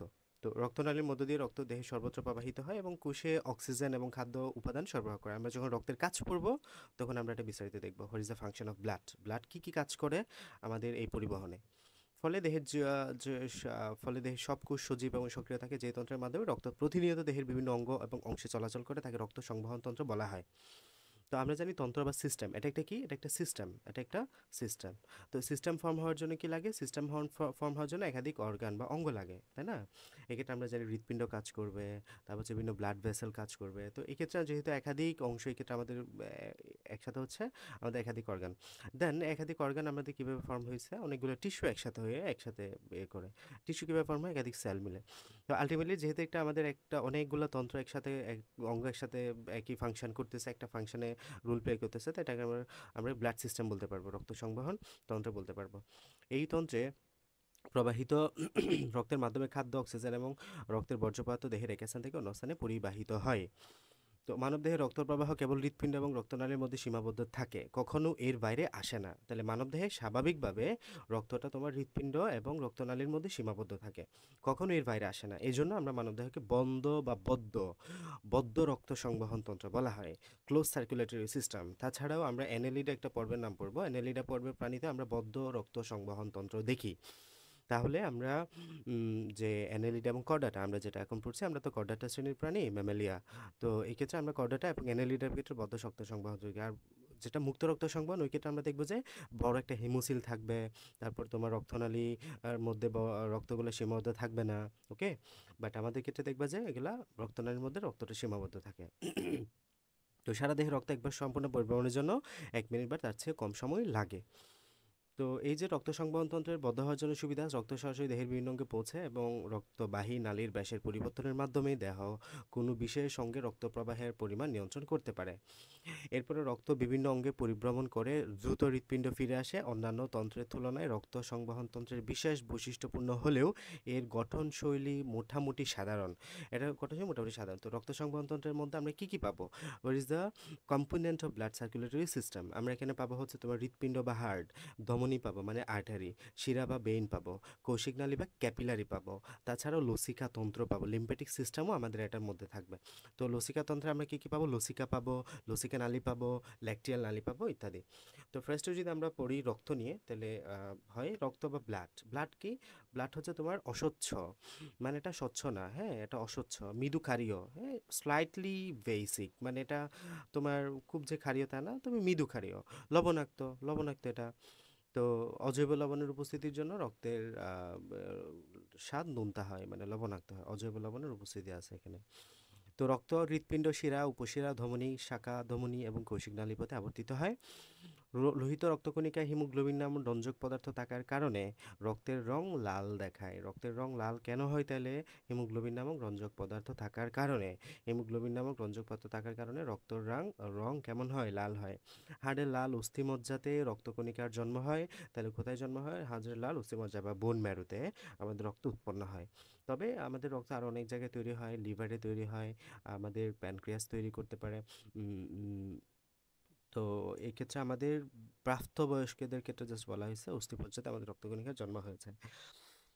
রক্তের উপাদান কি কি আছে? রক্তের তরল যোজকল এবং রক্ত কি দিয়ে সমন্বয়ে গঠিত? রক্তরস এবং রক্তকণিকা, এই দুইটা সমন্বয়ে গঠিত। রক্তরসে আমরা কি কি পাবো? রক্তরস হচ্ছে প্লাজমা, যেটা হচ্ছে 55% এটা থাকে, এবং রক্তরসের প্রধান উপাদান হচ্ছে পানি। বলো কত পার্সেন্ট পানি? 91 থেকে 92% পানি, ঠিক আছে। এছাড়া বাকি অংশ প্রোটিন, জৈবযৌগ ইত্যাদি থাকে, এবং এই প্রোটিনের মধ্যে আমরা কি পাবো? GPA5 দিয়ে মনে রাখতে পারো, GPA5 পরীক্ষা আসে। Globulin, প্রথমবিন, albumin, fibrinogen. প্রথমবিনটা তোমাদের বই দেয়া নাই, কষ্ট করে মুখস্থ রাখো। প্রথমবিন, হ্যাঁ, প্রথমবিন, প্রথমবিন। তাহলে GPA5, গ্লোবিউলিন, প্রথমবিন, অ্যালবুমিন, ফাইব্রিনোজেন, এই চারটা উপাদান আমরা পাই প্রোটিন হিসেবে। আর গ্লুকোজ আমরা পাই ক্ষুদ্র চর্বিকণা, খনিজ লবণ, ভিটামিন, হরমোন, অ্যান্টিবডি, বর্জ্য carbon dioxide, urea, uric acid, creatine ইত্যাদি আমরা পাই। এছাড়া সামান্য পরিমাণে sodium chloride, sodium bicarbonate, amino acid ইত্যাদি থাকে। এখানে কিছু দেখাচ্ছে, দেখো, অনুচক্রিকা, শ্বেত রক্তকণিকা, রক্তরস এবং লোহিত রক্তকণিকা। তো রক্তকণিকার মধ্যে আমরা কি কি পাবো? রক্তকণিকা হচ্ছে 3 ধরনের, একটা হচ্ছে আরবিসি বা রেড ব্লাড সেল বা লোহিত রক্তকণিকা, একটা হচ্ছে শ্বেত রক্তকণিকা, একটা হচ্ছে অনুচক্রিকা বা ব্লাড প্লেটলেট। যদিও এগুলো সব কোষ, তবে রক্তের প্লাজমার মধ্যে ভাসমান কণার সাথে তুলনা করে এদেরকে অনেক দিন আগে রক্তকণিকা নাম দেওয়া হয়েছিল। তখন অণুবীক্ষণ যন্ত্র এখনকার মতো উন্নত ছিল না, সেই নাম এখনও প্রচলিত। তো আমরা যদি ফার্স্টে দেখি লোহিত রক্তকণিকা, মানবদেহে 3 ধরনের লোহিত রক্তকণিকা তুমি পাবা। একটা হচ্ছে তোমার যেটা লোহিত রক্তকণিকা, শ্বেত রক্তকণিকা, অনুচক্রিকা। তাই লোহিত রক্তকণিকার সংখ্যা সবচেয়ে বেশি। তো এটা কি কাজ করে? এই লোহিত রক্তকণিকাতে কি পাবা? হিমোগ্লোবিন পাবা। এই হিমোগ্লোবিনটা আমরা যে অক্সিজেন গ্রহণ করি প্রশ্বাসের সাথে, এটা হচ্ছে তোমার অক্সিজেনটা তোমার বাইন্ড করে অক্সি হিমোগ্লোবিন নামক যৌগ গঠন করে। এই অক্সি হিমোগ্লোবিনটা আমাদের অক্সিজেন পরিবহনে সাহায্য করে। তাহলে এটা শ্বাসকার্যে অক্সিজেন পরিবহনে গুরুত্বপূর্ণ ভূমিকা পালন করে। লাল অস্থিমজ্জায় লোহিত রক্তকণিকা তৈরি হয়। তাহলে এটা র্যাড বোন ম্যারু, এটা কোথায় তৈরি হয়? র্যাড বোন ম্যারুতে এটা তৈরি হয়। এর গড়াই কত? 120 দিন বা 4 মাস। এটা গড়াই কয়দিন? 120 দিন বা 4 মান্থ। মানুষের লোহিত রক্তকণিকায় নিউক্লিয়াস থাকে না, এটা খুব গুরুত্বপূর্ণ। আমাদের লোহিত রক্তকণিকা কেমন? নিউক্লিয়াসবিহীন। আর বিস্তৃতে নিউক্লিয়াস থাকে না, নিউক্লিয়াস থাকে না, নিউক্লিয়াস থাকে না। এবং এটা কেমন? বাইকনকেভ। এটা কেমন? দ্বি অবতল। এটা কেমন? বাইকনকেভ বা দ্বি অবতল। এটার সাইজ কেমন? এটা প্রত্যেকটা শব্দ গুরুত্বপূর্ণ কিন্তু, হ্যাঁ। এটা নিউক্লিয়াসবিহীন। এটা কেমন? দ্বিঅবতল। দ্বিঅবতল চাকতির মতো দেখতে, দ্বিঅবতল চাকতির মতো বা বৃত্তের মতো। পূর্ণ বয়স্ক ব্যক্তির রক্তে লোহিত রক্তকণিকার সংখ্যা প্রতি কিউবিক মিলিমিটারে প্রায় 50 লক্ষ, অনেক বেশি। এটা শ্বেত রক্তকণিকার চেয়ে প্রায় 500 গুণ বেশি। পুরুষের তুলনায় নারীদের রক্তে লোহিত রক্তকণিকার সংখ্যা কম থাকে। তুলনামূলকভাবে শিশুদের দেহে লোহিত রক্তকণিকার পরিমাণ বেশি থাকে। আমাদের জীবনের প্রতি মুহূর্তে লোহিত রক্তকণিকা ধ্বংস হয়, আবার সমপরিমাণে তৈরিও হয়। লোহিত রক্তকণিকার হিমোগ্লোবিন, অক্সিহিমোগ্লোবিন নামক অক্সিজেন এবং কার্বন ডাইঅক্সাইড পরিবহন করে। তো এরপরে আসা হিমোগ্লোবিন, লোহিত রক্তকণিকাকে একটা রঞ্জক পদার্থ থাকে, পিগমেন্ট আমরা যেটাকে বলি, এটা হচ্ছে রঞ্জক পদার্থ একটা, হ্যাঁ, রঞ্জক মানে যেটা রঙিন করেছে এটাকে, হিমোগ্লোবিন, হ্যাঁ, হিমোগ্লোবিনের জন্য রক্তের রং লাল হয়। লোহিত রক্তকণিকার এর উপস্থিতির জন্য আমাদের রক্ত লাল দেখায়, রক্তে প্রয়োজনীয় পরিমাণ হিমোগ্লোবিন না থাকলে রক্ত স্বল্পতা বা রক্ত শূন্যতা, এনিমিয়া দেখা দেয়। বাংলাদেশের প্রায় 2/3 জনগোষ্ঠী এই রোগে আক্রান্ত। এরপর হচ্ছে লিউকোসাইট বা শ্বেতরক্তকণিকা। শ্বেতরক্তকণিকার নির্দিষ্ট কোনো আকার নাই, তাহলে এটা কেমন? এটা হচ্ছে নির্দিষ্ট আকারবিহীন, এটা নির্দিষ্ট কোনো আকার নেই, এক একটার এক এক রকম আকার, এগুলো হিমোগ্লোবিন বিহীন, তাহলে এখানে হিমোগ্লোবিন নাই। নিউক্লিয়াস যুক্ত, তাহলে এই শ্বেতরক্তকণিকা কি থাকবে? নিউক্লিয়াস থাকবে, বড় আকারের কোষ। আয়ু কয়দিন? 1 থেকে 15 দিন। তাহলে লোহিত রক্তকণিকার আয়ুর কয়দিন? 4 মাস বা 120 দিন। আটার আয়ু তো আয়ু হচ্ছে 15 দিন, 1 থেকে 15 দিন। হিমোগ্লোবিন না থাকার কারণে শ্বেতরক্তকণিকা শ্বেতরক্তকণিকা ইংরেজিতে হোয়াইট ব্লাড সেল বা ডব্লিউবিসি বলা হয়। এবং এই শ্বেতরক্তকণিকার সংখ্যা আরবিসি তুলনায় অনেক কম। এটা এটা দেখতে অ্যামিবার মতো আকার পরিবর্তন করতে পারে এবং ফ্যাগোসাইটোসিস প্রক্রিয়া এটা জীবাণু ধ্বংস করে থাকে।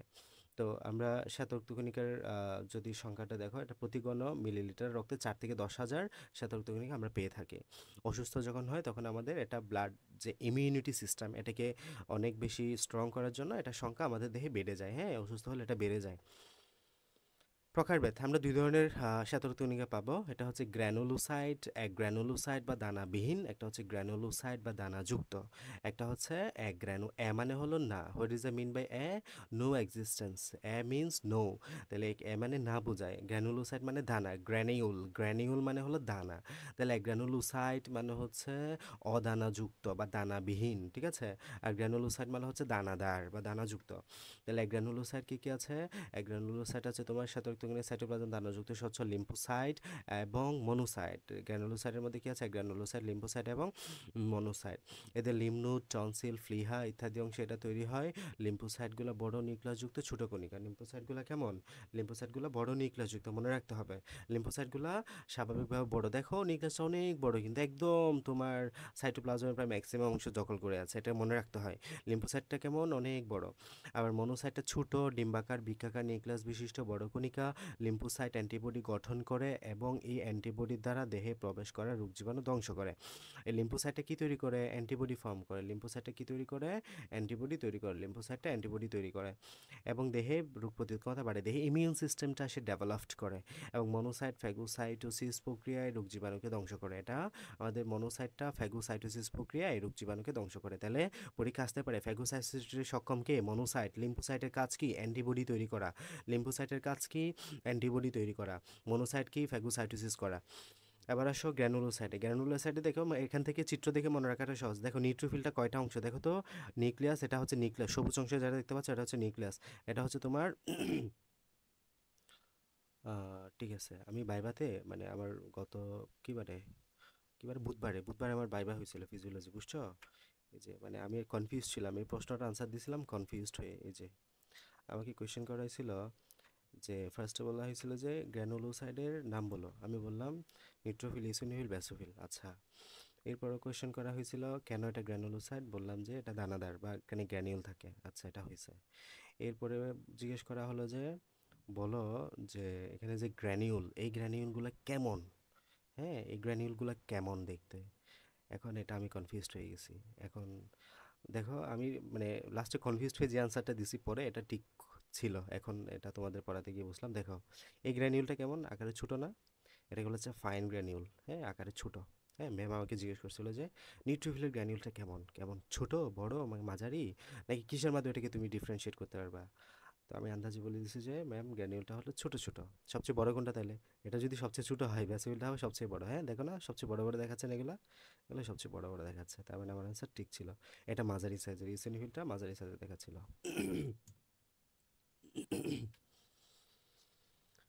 আচ্ছা, গ্র্যানুলোসাইটটা হচ্ছে 3 ধরনের, নিউট্রোফিল, ইওসিনোফিল এবং ব্যাসোফিল। কী কী? নিউট্রোফিল, ইওসিনোফিল এবং ব্যাসোফিল।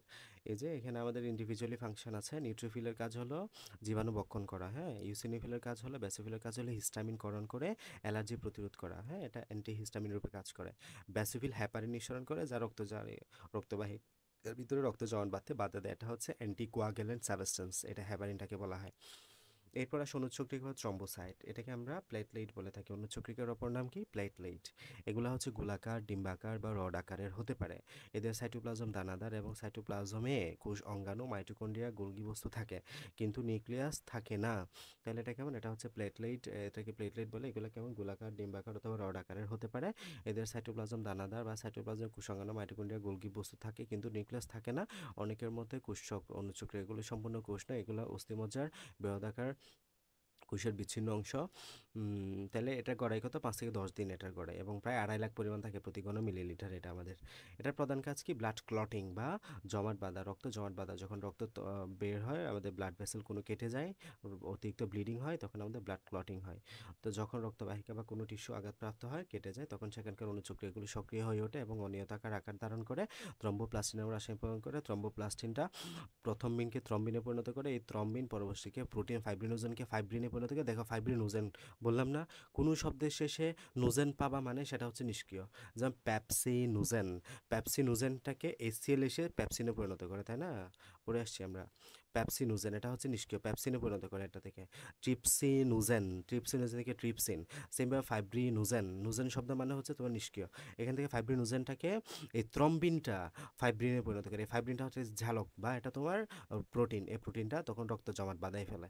ফাইব্রিন এক ধরনের অদ্রবণীয় প্রোটিন যা সুতার মতো জালিকা প্রস্তুত করে। এটা কত স্থানে জমাট হয়ে গেলেই আমাদের রক্ত জমাট বেঁধে যায়। এখানে কোন ভিটামিন কাজ করে? ভিটামিন কে এবং ক্যালসিয়াম আয়ন এক্ষেত্রে জড়িত থাকে। ভিটামিন কে একটা ক্লটিং ফ্যাক্টর হিসেবে কাজ করে। রক্তের কাজ, what is the function of blood? First of all oxygen পরিবহন করা, এটা ট্রান্সপোর্টেশন অফ অক্সিজেন। কীভাবে? হিমোগ্লোবিন রূপে অক্সিজেন পরিবহন করে। কার্বন ডাইঅক্সাইড পরিবহন করতে হবে পরিমাণে অনেক কম, ঠিক আছে? মেনলি কার্বন ডাইঅক্সাইড পরিমাণে সাহায্য করে রক্তরস। রাসায়নিক বিক্রিয়ার ফলে কোষগুলোতে যে কার্বন ডাইঅক্সাইড উৎপন্ন হয়, রক্তরস সোডিয়াম বাইকার্বনেট রূপে সেগুলো সংগ্রহ করে নিয়ে আসে এবং নিঃশ্বাসে বায়ুর সাথে ফুসফুসের সাহায্যে বাইরে বের করে দেয়। খাদ্যসার পরিবহন, রক্তরস গ্লুকোজ, অ্যামিনো অ্যাসিড, চর্বিকান ইত্যাদি কোষে সরবরাহ করে দেয়। তাছাড়াও তাপের সমতা রক্ষা, আমাদের দেহে যে বা শ্বসন হয়, শ্বসন, তোমার ওই শ্বসনে তাপ উৎপন্ন হয়, ওই তাপটা আমাদের রক্তের মাধ্যমে সর্বত্র দেহে ছড়িয়ে পড়ে। বর্জ্যপদার্থ নিষ্কাশন, হরমোন পরিবহন। তুমি জাস্ট বোল্ড লাইনগুলো পড়বা, বাকি ওই লাইনগুলো তুমি নিজের বাসায় লিখতে পারবে, একবার ভালো মতো পড়ে নিলে হবে। এরপর রোগ প্রতিরোধ, এরপর রক্ত জমাট বাধা, রক্ত জমাট বাধা ইত্যাদি। এতটুকু বুঝছো? জি কার কোনো সমস্যা? না। সৌরভ পড়তেছো বাসায় ভালো মতো? জি স্যার, কি পড়লা আজকে? আজকে পড়ছি যে বাংলা, ইংলিশ। কি পড়ছো ইংলিশ? ইংলিশের মধ্যে ওই মডেল করছে তো স্যার। আচ্ছা, সাউন্ড কি পড়াচ্ছে এখন? উনি মূলত স্যার সেকেন্ড পেপারটাই পড়াচ্ছে আর কি। পড়ো পড়ো।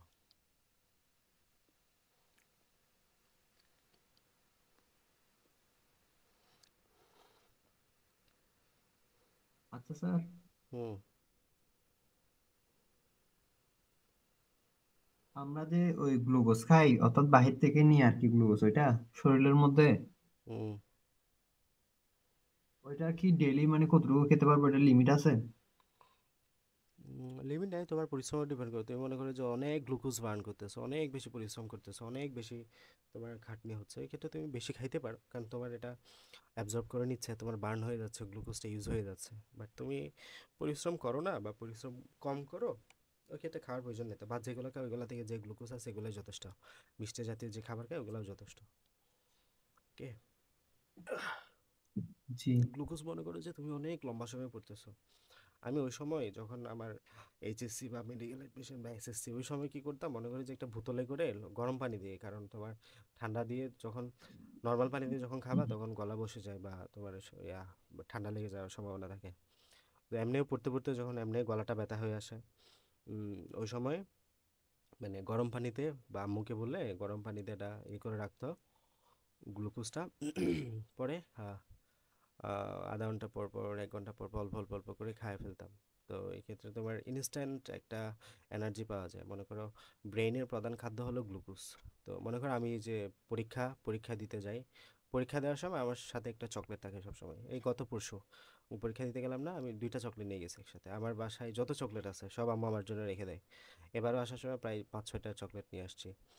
তারপর হচ্ছে বাসায় মানে সবসময় থাকে, ইতিমধ্যে নাকি অনেকগুলো আব্বু আবার নিয়ে আসছে চকলেট, মানে পরীক্ষার সময় মানে মিষ্টি জাতীয় খাবার আর কি। এটা কেন?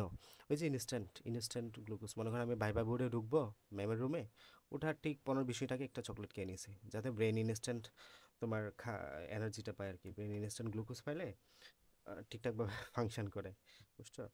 মনে করো ক্ষুধা থাকে তখন এমনিও সকালবেলা এখান থেকে কিছু খেতে পারি না,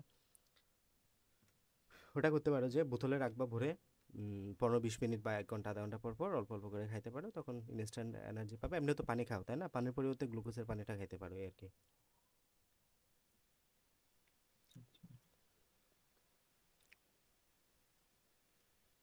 ওকে, তো এরপরে আমাদের ব্লাড গ্রুপিং আছে, রক্তের গ্রুপ বা ব্লাড গ্রুপ। এটা খুব বেশি বিষয় না, আমাদের 4টা রক্তের গ্রুপ আমাদের এখানে বলা হয়েছে। কার্ল লেনস 1961 সালে এটা ইয়ে করেন। একটা হচ্ছে রক্তের group A, B, AB, O. এতে antigen, B antigen, AB antigen এবং কোন অ্যান্টিজেন নেই ওতে। সেমভাবে এতে বি অ্যান্টিবডি এবং বিতে এ অ্যান্টিবডি, বিতে কোন অ্যান্টিবডি নেই, ওতে এবি অ্যান্টিবডি আছে। এবং ওই যে অ্যান্টিজেন এগুলো তো বড় দেওয়া আছে। এবং দাঁতার লোহিত কোষঝিল্লিতে অ্যান্টিজেন থাকে, তাহলে অ্যান্টিজেন কোথায় থাকে দেখো, কোষঝিল্লিতে, আরবিসির মেমব্রেনে। হ্যাঁ, লোহিত রক্তকণিকার কোষঝিল্লিতে অ্যান্টিজেনটা থাকে। অ্যান্টিজেন কোথায় থাকে তাহলে, লোহিত রক্তকণিকার কোষঝিল্লিতে। আর অ্যান্টিবডি থাকে মূলত আমাদের রক্তরসে, মনে রাখবে এটা।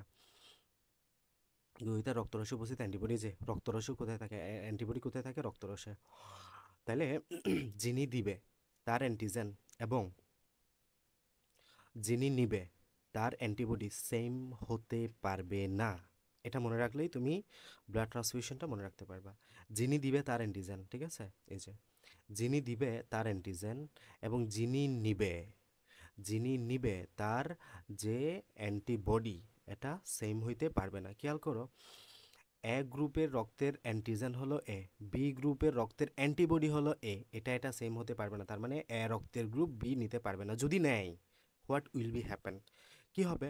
অ্যান্টিবডির কাজ কি? অ্যান্টিবডির কাজই হলো অ্যান্টিজেন পাইলে তাকে মানে একদম সেই মারধর করবে। হ্যাঁ, অ্যান্টিবডির কাজই হলো সেটা, সে মারধর করতে প্রস্তুত সব সময়। অ্যান্টিবডির কাজই হলো অ্যান্টিজেনকে মারা। অ্যান্টিবডি যখন অ্যান্টিজেনকে পাবে, সেই কী লাভে তাহলে? তাহলে এভাবে যদি পুরো রক্তের ব্লাডের মধ্যে অ্যান্টিবডি ডেভেলপ করে, মানুষটা তো মারা যাবে একদম। তো এই জন্য অ্যান্টিজেন এবং মানে এটা মনে রাখবা, যিনি দাতা, যিনি নিবে, এই যে দাতা, যিনি দিবে তার অ্যান্টিজেন এবং যে নিবে তার অ্যান্টিবডি, এটা একটু মনে রাখবা। দাতার অ্যান্টিজেন উইল নট ইকুয়াল হুস, গ্রহিতার অ্যান্টিবডি। তাহলে তোমার এখানে সব সলিউশন সলভড। দাতার অ্যান্টিজেন গ্রহিতার অ্যান্টিবডি কখনো সমান হতে পারবে না। দাতার অ্যান্টিজেন গ্রহিতার অ্যান্টিবডি কখনো সমান হতে পারবে না। দাতার অ্যান্টিজেন গ্রহিতার অ্যান্টিবডি কখনো সমান হতে পারবে না। রক্তের গ্রুপ বি অ্যান্টিজেন এবং অ্যান্টিবডি এ কখনো সমান হতে পারবে না। ওকে, অ্যাবিতে তাহলে এগুলো সেম। এখন দেখো, অ্যাবি রক্তের গ্রুপ কেন সবাইকে দেওয়া যাবে? অ্যাবি কেন সবার থেকে নিতে পারবে? খেয়াল করো, অ্যাবি কেন সবার থেকে নিতে পারবে? কারণ আমরা জানি গ্রহিতার অ্যান্টিবডি চেক করতে হয়। কি চেক করতে হয়? গ্রহিতার অ্যান্টিবডি। এখন এখানে তো কোনো অ্যান্টিবডিই নাই, অ্যাবিতে তো কোনো অ্যান্টিবডিই নাই, তাহলে চেক করার তো মানে হয় না, তার মানে সে সব নিতে পারবে। আবার খেয়াল করো, উ উ ছাড়া কারু রক্ত নিতে পারে না। কারণ কি দেখো, ওর কাছে 2টা অ্যান্টিবডি এসে বসে আছে। এখন 2 সাইড যদি অ্যান্টিবডি থাকে, সে যার থেকেই নেক ধরা খাবে। এ থেকে নিলেও তার মাঝে বি অ্যান্টিবডি, যে অ্যান্টিজেন আছে যেটা অ্যান্টিবডি তাকে ফাইট করবে, বি অ্যান্টিজেন আছে যেটাই তাকে ফাইট করবে, এবি আছে যাকে এবি, তো দুইটাই ফাইট করবে। তাহলে তার একটাই উপায়, উ থেকে উ নিতে হবে। বিষয়টা বুঝছো?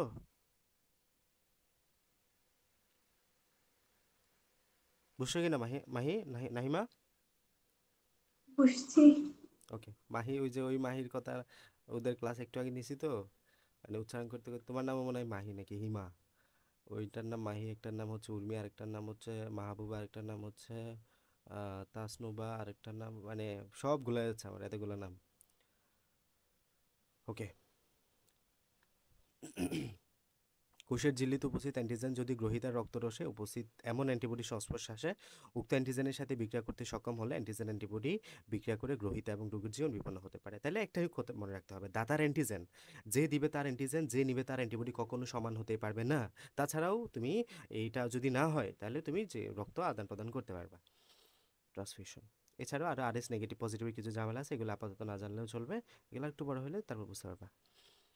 দেখো তাহলে এখানে দেখো এই যে এ কাকে কাকে দিতে পারবে, তাহলে অ্যাবিকে মানে অ্যাবিকে সবাই দিতে পারবে। দেখো যে গ্রুপকে দান করতে হবে অ্যাবি অ্যাবি অ্যাবি অ্যাবি, অ্যাবিকে সবাই দিতে পারবে, সেই জন্য অ্যাবিকে নাম হলো সার্বজনীন গ্রহীতা, ইউনিভার্সাল রিসিভার। আর উ সবাইকে দেয়, দেখো উ উ উ উ উ সবাইকে দেয়, এই জন্য ইউনিভার্সাল ডোনার বলা হয় এটাকে। তাহলে এই চারটা একটু মনে রেখো, তাহলে হয়ে যাবে। ইউনিভার্সাল রিসিভার, ইউনিভার্সাল ডোনার, এটা একটু সর্বজনীন রক্তদাতা, সর্বজনীন রক্ত গ্রহীতা। আর হচ্ছে অ্যাবিও ব্লাড গ্রুপ অ্যান্টিজেন উপস্থিতিতে এই যে এখানে ক্ষেত্রে বিশেষ অসুবিধার কারণ হতে পারে, যেমন আরএইচ ফ্যাক্টর একটা এক ধরনের অ্যান্টিজেন, আরএইচ ফ্যাক্টর এক ধরনের অ্যান্টিজেন, কারো রক্তে এই ফ্যাক্টর উপস্থিত থাকলে তাকে বলা হয় পজিটিভ, আর না থাকলে নেগেটিভ। তাহলে কারো দেহে যদি আরএইচ ফ্যাক্টর হচ্ছে তিনটা, C D E, small C small D small E. কারো দেহে যদি আমাদের ক্ষেত্রে ডি থাকে আর কি মেনলি, তো কারো ক্ষেত্রে যদি আমাদের আরএইচ ফ্যাক্টরটা উপস্থিত থাকে তাহলে সেটা হচ্ছে পজিটিভ, আমরা ম্যাক্সিমাম পজিটিভ, আমার ও পজিটিভ, তারপরে তোমাদেরও সেম আছে। তাহলে এগুলো হচ্ছে তোমার আরএইচ ফ্যাক্টর উপস্থিত থাকলে সেটা হচ্ছে আরএইচ পজিটিভ, এবং আর না থাকলে তাকে নেগেটিভ বলা হয়। এটি না হলে তাহলে গ্রহিত এবং অসুস্থ হয়ে পড়তে। এখানেও আরও কিছু রক্ত ট্রান্সফিউশনে তোমার কিছু এখানে তোমার হ্যাসেল আছে।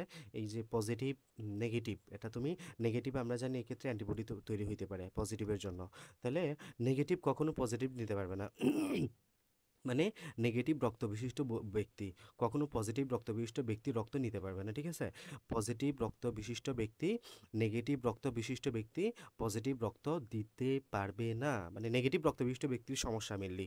নেগেটিভ রক্ত বিশিষ্ট ব্যক্তি কখনো পজিটিভ রক্ত বিশিষ্ট ব্যক্তি থেকে রক্ত নিতে পারবে না, যদি নেয় তাহলে ওই যে আর এই তোমার যেটা সমস্যার কথা বলতেছি, তোমার অ্যান্টিবডি তৈরি হয়ে যাওয়া পজিটিভের বিরুদ্ধে, আর এইচ অ্যান্টিবডি, এই অ্যান্টিবডিটা ফর্ম হবে আলটিমেটলি তোমার এক্ষেত্রে রক্ত জমাট বেঁধে বা বিভিন্ন কমপ্লেক্সিটি তৈরি হবে। তাছাড়া রক্ত ট্রান্সফিউশন ছাড়াও এক্ষেত্রে আরও একভাবে কিন্তু আমাদের আরএইচ নেগেটিভের দেহে আরএইচ পজিটিভ অ্যান্টিবডি তৈরি হতে পারে। কেউ বলতে পারবে দেখুন, যদি বলার কথা না তোমরা পারবে না, এইচএসসি দিয়ে গেলে এটা বলতে পারতা যে প্রেগন্যান্সির সময় কিন্তু আমাদের এই সমস্যাটা হতে পারে। মনে করো যে একটা আরএইচ নেগেটিভ, মনে করো যে নেগেটিভ একটা মহিলার সাথে পজিটিভ একটা পুরুষের বিয়ে হইলো। মনে করো যে মানে উদাহরণ দেই, মনে করো যে মহিলাটা ছিল মনে করো এ নেগেটিভ রক্তের অধিকারী বা এ নেগেটিভ রক্তবিষ্ট, এবং পুরুষটা হলো যে এ পজিটিভ রক্ত বা বি পজিটিভ লাইক এমন কিছু, বা ও পজিটিভ যে কোনো, মানে পজিটিভ নেগেটিভ। মহিলাটা পড়ে গেছে আবার নেগেটিভ, এটাই সমস্যা, এই জায়গাটাতে একটু ঝামেলা। যদিও বর্তমানে এগুলো চিকিৎসা আস্তে আস্তে। তো এ নেগেটিভ যখন এখানে তোমার এক্ষেত্রে হবে, এক্ষেত্রে যখন তাদের মধ্যে যে সন্তান হবে, হ্যাঁ সন্তান আমরা জানি এক্ষেত্রে পজিটিভটা হচ্ছে তোমার প্রকট বা ডোমিনেন্ট বৈশিষ্ট্য, পজিটিভটা হচ্ছে ডোমিনেন্ট বা প্রকট বৈশিষ্ট্য, তার মানে সন্তানের রক্ত গ্রুপ হবে পজিটিভ। এখন সন্তান থাকবে কোথায়? সন্তান থাকবে মায়ের পেটে, তাহলে খুব স্বাভাবিক মা হচ্ছে তোমার এ নেগেটিভ রক্ত বিশিষ্ট, মায়ের পেটে যে সন্তানটা আসছে সেটা হচ্ছে এ পজিটিভ। হোয়াট? মানে এ পজিটিভ রক্তবিষ্ট একটা প্রাণী তোমার এ নেগেটিভ বিষ্ট রক্তে মানে এতে থাকবে সামহাও। যদি এখানে তোমার আমাদের অ্যাম্বিলিক্যাল কর্ড বা প্লাসেন্টার মাধ্যমে যদি সামহাও এই পজিটিভ রক্তবিষ্ট মায়ের দেহে চলে আসে, তাহলে মায়ের দেহে এ পজিটিভ রক্তের বিরুদ্ধে অ্যান্টি এ তৈরি হবে, মানে অ্যান্টিবডি, তোমার আরএইচ অ্যান্টিবডি তৈরি হবে। এক্ষেত্রে অ্যান্টিবডি যখন তৈরি হবে পজিটিভের বিরুদ্ধে, তখন অ্যান্টিবডিটা সামহাও যদি মায়ের রক্ত থেকে প্লাসেন্টা ভেদ করে যদি আমাদের এই যে ভ্রূণ পর্যন্ত আসতে পারে, বাচ্চাটা পর্যন্ত আসতে পারে, তাহলে বাচ্চার যে লোহিত রক্তকণিকা বা বাচ্চার যে ব্লাড, এই ব্লাডটাকে সে ক্লট করে ফেলবে, ব্লাডটাকে মেরে ফেলবে। মানে অ্যান্টিবডি মানে কি? তাহলে ধ্বংস করে ফেলবে। তাহলে বাচ্চারা যে জন্ম নেবে সেটা অ্যানিমিয়া হয়ে জন্ম নেবে। প্রথম বাচ্চাটা ম্যাক্সিমাম ক্ষেত্রে দেখা যায় যে সুস্থভাবে হয়ে যায় প্রথম বাচ্চাটা, এক্ষেত্রে খুব সমস্যা হয় না, হলেও সামান্য অ্যানিমিয়া জন্ডিস এভাবে রোগ নিয়ে জন্মায়। বাট দ্বিতীয় বাচ্চার ক্ষেত্রে সমস্যা হয়। দ্বিতীয় বাচ্চার ক্ষেত্রে কিন্তু মায়ের দেহে অলরেডি অ্যান্টিবডি আছে, মায়ের ক্ষেত্রে অলরেডি অ্যান্টিবডি তৈরি হয়ে গেছে। দ্বিতীয় বাচ্চাটা এক্ষেত্রে হওয়ার সাথে সাথেই তোমার এক্ষেত্রে দ্বিতীয় বাচ্চার রক্তে অ্যান্টিবডি যখন অ্যাটাক হবে, আলটিমেটলি দ্বিতীয় বাচ্চাটা গর্ভে মারা যাওয়ার সম্ভাবনা থাকে ওই ক্ষেত্রে। বুঝতে পারছো? এটা হচ্ছে আরএস ফ্যাক্টর ঝামেলা। এই যে ও নেগেটিভ, এই জন্য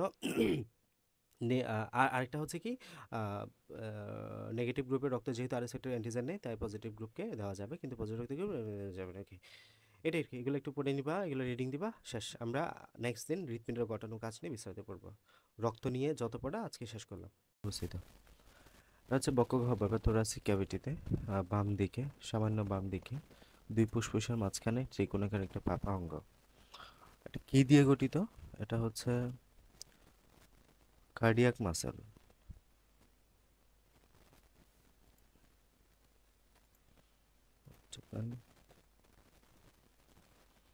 এটা কি দিয়ে গঠিত? এটা হচ্ছে হৃৎপেশি বা কার্ডিয়াক মাসেল নামক এক ধরনের অনৈচ্ছিক পেশি দিয়ে গঠিত। পেশিটা কেমন? অনৈচ্ছিক পেশি, ঠিক আছে, মনে রাখতে হবে। এবং পেরিকার্ডিয়াম নামক একটা পাতলা আবরণে এটা আবৃত থাকে। তো হৃৎপিণ্ডের তিনটা স্তর, একটা বহিঃস্তর বা এপিকার্ডিয়াম বলা হয়, মধ্যস্তর বা মায়োকার্ডিয়াম, অন্তঃস্তর বা এন্ডোকার্ডিয়াম। ওকে, তিনটা স্তর। বহিঃস্তরটা কেমন? বহিঃস্তরটা হচ্ছে যোজক কলা। হ্যাঁ, এখানে আমরা বিক্ষিপ্তভাবে চর্বি পাই, এটা মনে রাখতে হবে। তাহলে এপিকার্ডিয়ামে আমরা চর্বি পেয়ে থাকি, এপিকার্ডিয়ামে আমরা চর্বি পেয়ে থাকি। মধ্যস্থ বা মাইকার্ডিয়াম, এটা হচ্ছে তোমার অনৈচ্ছিক পেশি, হ্যাঁ, ইনভলন্টারি মাসল দ্বারা তৈরি, এটা অনৈচ্ছিক পেশি দ্বারা এই হচ্ছে গঠিত। আর অন্তঃস্থ যেটা বা এন্ডোকার্ডিয়াম, এটা সবচেয়ে ভিতরের স্তর এবং প্রকোষ্ঠগুলো অন্তঃস্তর দিয়ে আবৃত থাকে। এই স্তরটা হৃৎপিণ্ডের কপাটিকাগুলোকে আবৃত করে রাখে, এইখান থেকে মনে রাখতে হবে। হৃৎপিণ্ডের কাস্প বা কপাটিকাগুলোকে আবৃত করে রাখে কে? এন্ডোকার্ডিয়াম। এবং হৃৎপিণ্ডের ভিতরের স্তর ফাঁপা এবং চার প্রকোষ্ঠ বিশিষ্ট। উপরের প্রকোষ্ঠ দুটি, নিচের প্রকোষ্ঠ হচ্ছে আকারে ছোট হয়। তাহলে আমাদের উপরের প্রকোষ্ঠ বা অ্যাট্রিয়াম দুটা, নিচের প্রকোষ্ঠের দিকে আকারে ছোট হয়। উপরের প্রকোষ্ঠ দুটিকে ডান এবং বাম অলিন্দ, ডান দিকে যেটা সেটাকে ডান অলিন্দ, বাম দিকে যেটা সেটাকে বাম অলিন্দ বা রাইট অ্যান্ড লেফট অ্যাট্রিয়াম বলা হয়। নিচের প্রকোষ্ঠ দুটিকে ডান এবং বাম নিলয় বলা হয়, রাইট অ্যান্ড লেফট ভেন্ট্রিকল বলা হয়, ঠিক আছে। তাহলে উপরে হচ্ছে অলিন্দ, নিচে হলো ভেন্ট্রিকল বা নিলয়, ঠিক আছে। উপরে হচ্ছে অলিন্দ, নিচে হচ্ছে নিলয়। অলিন্দ দুটোর প্রাচীর তুলনামূলকভাবে পাতলা, আর নিলয়ের প্রাচীর পুরু, মানে মোটা হয় আর কি, কারণ নিলয় থেকে পুরো দেহে ব্লাড সাপ্লাই যাইতে হবে। নিলয় থেকে লেফট ভেন্ট্রিকল থেকে তোমার পুরো দেহে যাবে, আর রাইট ভেন্ট্রিকল থেকে তোমার হার্টে যাবে, যার জন্য এটা পুরো হয়। অলিন্দ এবং নিলয়ের যথাক্রমে আন্ত অলিন্দ পর্দা এবং আন্ত নিলয় পর্দা দ্বারা পৃথক থাকে। তো হৃৎপিণ্ডের উভয় অলিন্দ এবং নিলয়ের মাঝখানে যে ছিদ্রপথ আছে তা খোলা বন্ধ করার জন্য ভাল্ব বা কপাটিকা থাকে। এই যে আমাদের এখানে এটা হচ্ছে, উপরে হচ্ছে অলিন্দ, নিচে হচ্ছে নিলয়। উপরে হচ্ছে অলিন্দ, নিচে হচ্ছে নিলয়। এখানে আমাদের অলিন্দ এবং নিলয়ের মাঝে তোমার রক্ত সঞ্চার করার জন্য এখানে ছিদ্র থাকে, যে কপাটিকা থাকে। এখানে কি থাকে? কপাটিকা থাকে। ডান অলিন্দ এবং ডান নিলয়ের মধ্যবর্তী ছিদ্রপথে তিন পাল্লা বিশিষ্ট একটা ট্রাইকাসপিড কপাটিকা থাকে। তাহলে ডান দিকে মনে রাখবা, ডান দিকে ট্রাইকাসপিড কপাটিকা, ডান অলিন্দ এবং ডান নিলয়ের মাঝে, ডান অলিন্দ এবং ডান নিলয়ের মাঝে ট্রাইকাসপিড কপাটিকা। আর বাম অলিন্দ এবং বাম নিলয়ের মাঝে বাইকাসপিড কপাটিকা, ব দিয়ে বাইকাসপিড মনে রাখবা, হ্যাঁ। বাইকাসপিড কপাটিকার অপর নাম হচ্ছে মাইট্রাল কপাটিকা, এটা পরীক্ষা আসে। বাইকাসপিড কপাটিকার অপর নাম কি? মাইট্রাল, হ্যাঁ, মাইট্রাল। তাহলে বাম অলিন্দ এবং বাম নিলয়ের মাঝে মাইট্রাল বা বাইকাসপিড, ডান অলিন্দ এবং ডান নিলয়ের মাঝে ট্রাইকাসপিড। এরপরে মহাধমনী, মহাধমনী কোত্থেকে বেরিয়েছে? মহাধমনী হচ্ছে তোমার লেফট ভেন্ট্রিকল থেকে, এই যেখান থেকে মহাধমনী, এইখান থেকে মহাধমনী। এবং তোমার ফুসফুসীয় ধমনী হচ্ছে রাইট এট্রিয়াম, এই যেখান থেকে রাইট এট্রিয়াম, যেটা হচ্ছে ফুসফুসীয় ধমনী, এটা হচ্ছে ফুসফুসীয় ধমনী, যেটা হচ্ছে মহাধমনী। এদিকে মহাধমনী, এদিকে ফুসফুসীয় ধমনী। অর্ধসন্ধ্রাকার কপাটিকা থাকে, এই যেখানে কেমন থাকবে? অর্ধসন্ধ্রাকার কপাটিকাগুলো থাকবে, এই যেগুলোতে অর্ধসন্ধ্রাকার কপাটিকা থাকবে। এদের অবস্থানের ফলে পাম্প করা রক্ত একই দিকে চলে। এই যে কপাটিকাগুলোর কাজ কি? রক্তকে তোমার ইউনিডিরেকশনাল করা, একদিকে চলাচল করা, এবং এক ফোঁটা রক্ত উল্টো দিকে ফিরে আসতে পারে না। ওকে, তাহলে এখানে আমরা গঠনটা পড়লাম, ঠিক আছে। এখানে আমি সঞ্চালন পদ্ধতিটা এখানে একবার বলে দিই, তাহলে তোমাদের জন্য সুবিধা হবে। আচ্ছা, তো আমরা কি কি পড়লাম?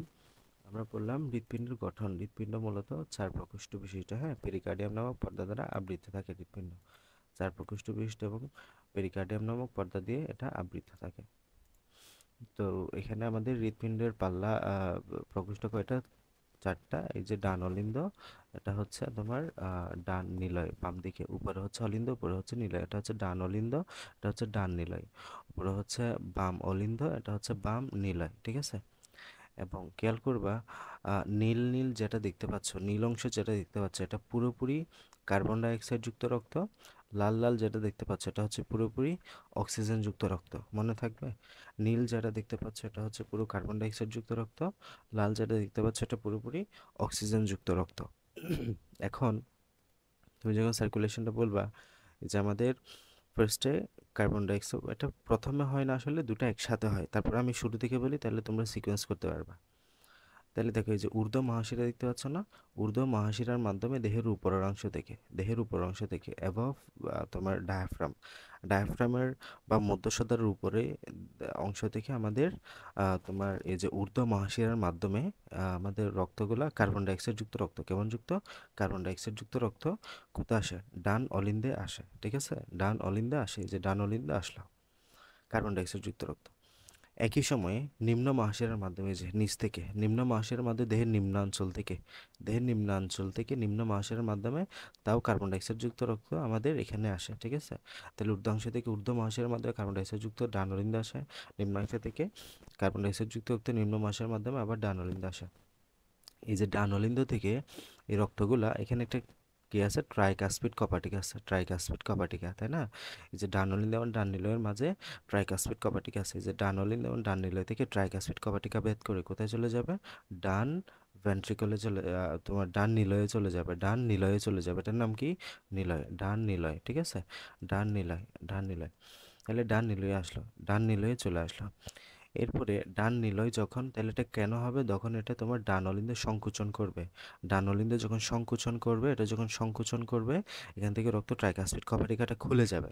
এটা সংকুচন করলে ট্রাইকাসপিড কপাটিকা খুলে যাবে, ট্রাইকাসপিড কপাটিকা খুলে গেলে রক্তটা তোমার ডান অলিন্দে চলে আসবে, ঠিক আছে? ডান নিলয়ে চলে আসবে ট্রাইকাসপিড কপাটিকা হয়ে। এরপরে নিলয় যখন সংকুচন করবে, এই যে ডান নিলয় যখন সংকুচন করবে, আই রিপিট, ডান নিলয় যখন সংকুচন করবে, এখানে যেটা অর্ধচন্দ্রাকার বা সেমি লুনার কপাটিকা আছে, এটা হচ্ছে ফুসফুসীয় ধমনী। এটার নাম কি? এটার নাম হচ্ছে ফুসফুসীয় ধমনী। এই ফুসফুসীয় ধমনীটা এদিকে তোমার ডান ফুসফুস, এদিকে বাম ফুসফুসে চলে গেছে, দুই ফুসফুসে দুইটা ফুসফুসীয় ধমনী চলে যাবে।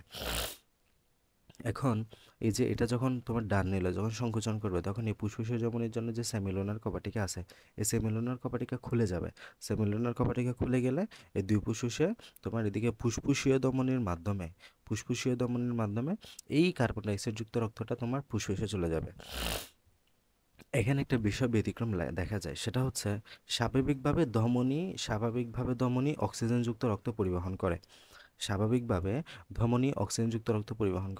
কিন্তু একমাত্র এই ফুসফুসীয় ধমনী ব্যতিক্রম বা পালমোনারি আর্টারি, যেটা তোমার কার্বন ডাইঅক্সাইড যুক্ত রক্ত পরিবহন করছে ডান ভেন্ট্রিকল থেকে আমাদের ফুসফুসে, ঠিক আছে? মনে থাকবে।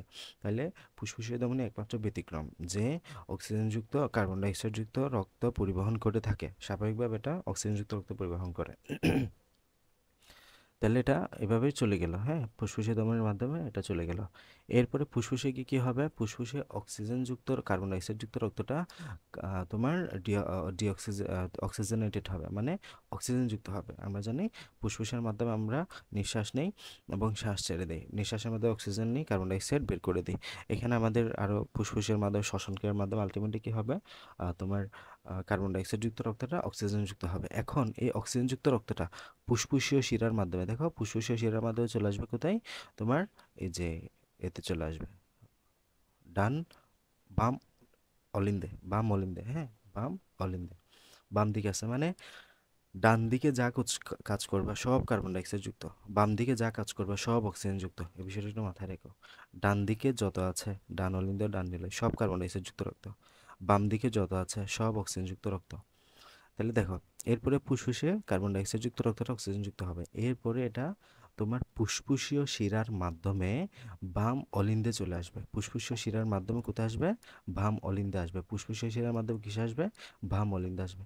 এখানেও একটা বিষয় ব্যতিক্রম, সেটা হচ্ছে শিরা স্বাভাবিকভাবে কার্বন ডাইঅক্সাইড যুক্ত রক্ত পরিবহন করে থাকে,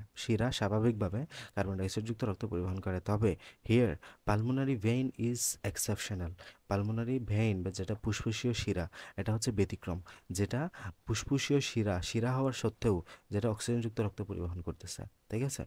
তাহলে এখানে দেখো, এই ফুসফুসীয় শিরার মাধ্যমে এই যে কার্বন ডাইঅক্সাইড যুক্ত রক্তটা এখান থেকে তোমার বাম অলিন্দে আসতেছে। কোথায় আসতেছে? বাম অলিন্দে আসতেছে। এই যে দুই ফুসফুস থেকে দুই দিক থেকে আসতেছে। এরপরে এখান থেকে যেটা বাইকাসপিড কপাটিকা আছে, এই বাইকাসপিড কপাটিকা খুলে যাবে। বাম অলিন্দ এবং বাম নিলয়ের মাঝে বাইকাসপিড যে কপাটিকা আছে, এই বাইকাসপিড কপাটিকা খুলে যাবে। বাইকাসপিড কপাটিকা কেন খুলবে? কারণ এখানে যখন বাম অলিন্দে যখন রক্ত এসে পরিপূর্ণ হয়ে যাবে, তখন এটা সংকুচন করবে, ঠিক আছে? সংকুচন করলে এটা অটোমেটিক খুলে যাবে বাইকাসপিড কপাটিকা বা মাইট্রাল কপাটি, এটার অপর নাম কি? মাইট্রাল কপাটিকা। মাইট্রাল কপাটিকা খুলে গিয়ে এটা বাম ভেন্ট্রিকলে চলে আসবে, হ্যাঁ, বাম ভেন্ট্রিকল বা বাম নিলয়ে চলে আসবে। কোথায়? বাম নিলয়ে চলে আসবে। বাম নিলয়ে আসলে এখান থেকে রক্ত এবার তোমার এখানে বাম নিলয় যখন সংকুচন করবে, বাম নিলয় যখন, এই বাম নিলয়ের একটা বৈশিষ্ট্য হচ্ছে এটা হচ্ছে থিক অ্যান্ড ওয়াল। এই বাম নিলয়ের প্রাচীরগুলো পুরু। কেন বললাম? ওই যে আমাদের শুরুতেই তো বলছিলাম যে অলিন্দ থেকে নিলয়ের প্রাচীরগুলো পুরু। কেন পুরু? কারণ এখান থেকে তোমার ফুল বডিতে সাপ্লাই যাবে রক্তগুলো। দেখো এগুলো অনেক পুরু না, এটা অনেক মোটা। এই প্রাচীরটা অনেক মোটা, এই প্রাচীরটা অনেক মোটা, এই প্রাচীরগুলো অনেক মোটা, নিচেরগুলো আর কি অনেক মোটা। তো মোটা কেন হতে হবে? কারণ দেখো এখান থেকে এখন এই যে রক্তগুলো এখানে আসলো, অক্সিজেনযুক্ত রক্তটা এখানে আসলো, এখন অক্সিজেনযুক্ত রক্তটা আমাদের ফুল বডিতে দরকার। এই ফুল বডিতে কীভাবে যায়? যখন এটা সংকুচন করবে, এই যেখানে অ্যাওয়ার্টা বা মহাধমনী, অ্যাওয়ার্টা বা মহাধমনীতে ঢুকে যাচ্ছে, এই যে সেমিলোনার কপাটিকা খুলে যাবে, এটা সংকুচন করলে অ্যাওয়ার্টা বা মহাধমনী দিয়ে এটা চলে যাবে কোথায়? একদম মহাধমনী বা অ্যাওয়ার্টাতে। অ্যাওয়ার্টাতে বিভিন্ন সাবডিভিশন আছে, এই যে মহাধমনী, এখানে বিভিন্ন সাবডিভিশন দিয়ে আলটিমেটলি ফুল বডিতে সাপ্লাই হবে। এটাই হচ্ছে আমাদের টোটাল ব্লাড সার্কুলেশন। ঠিক আছে?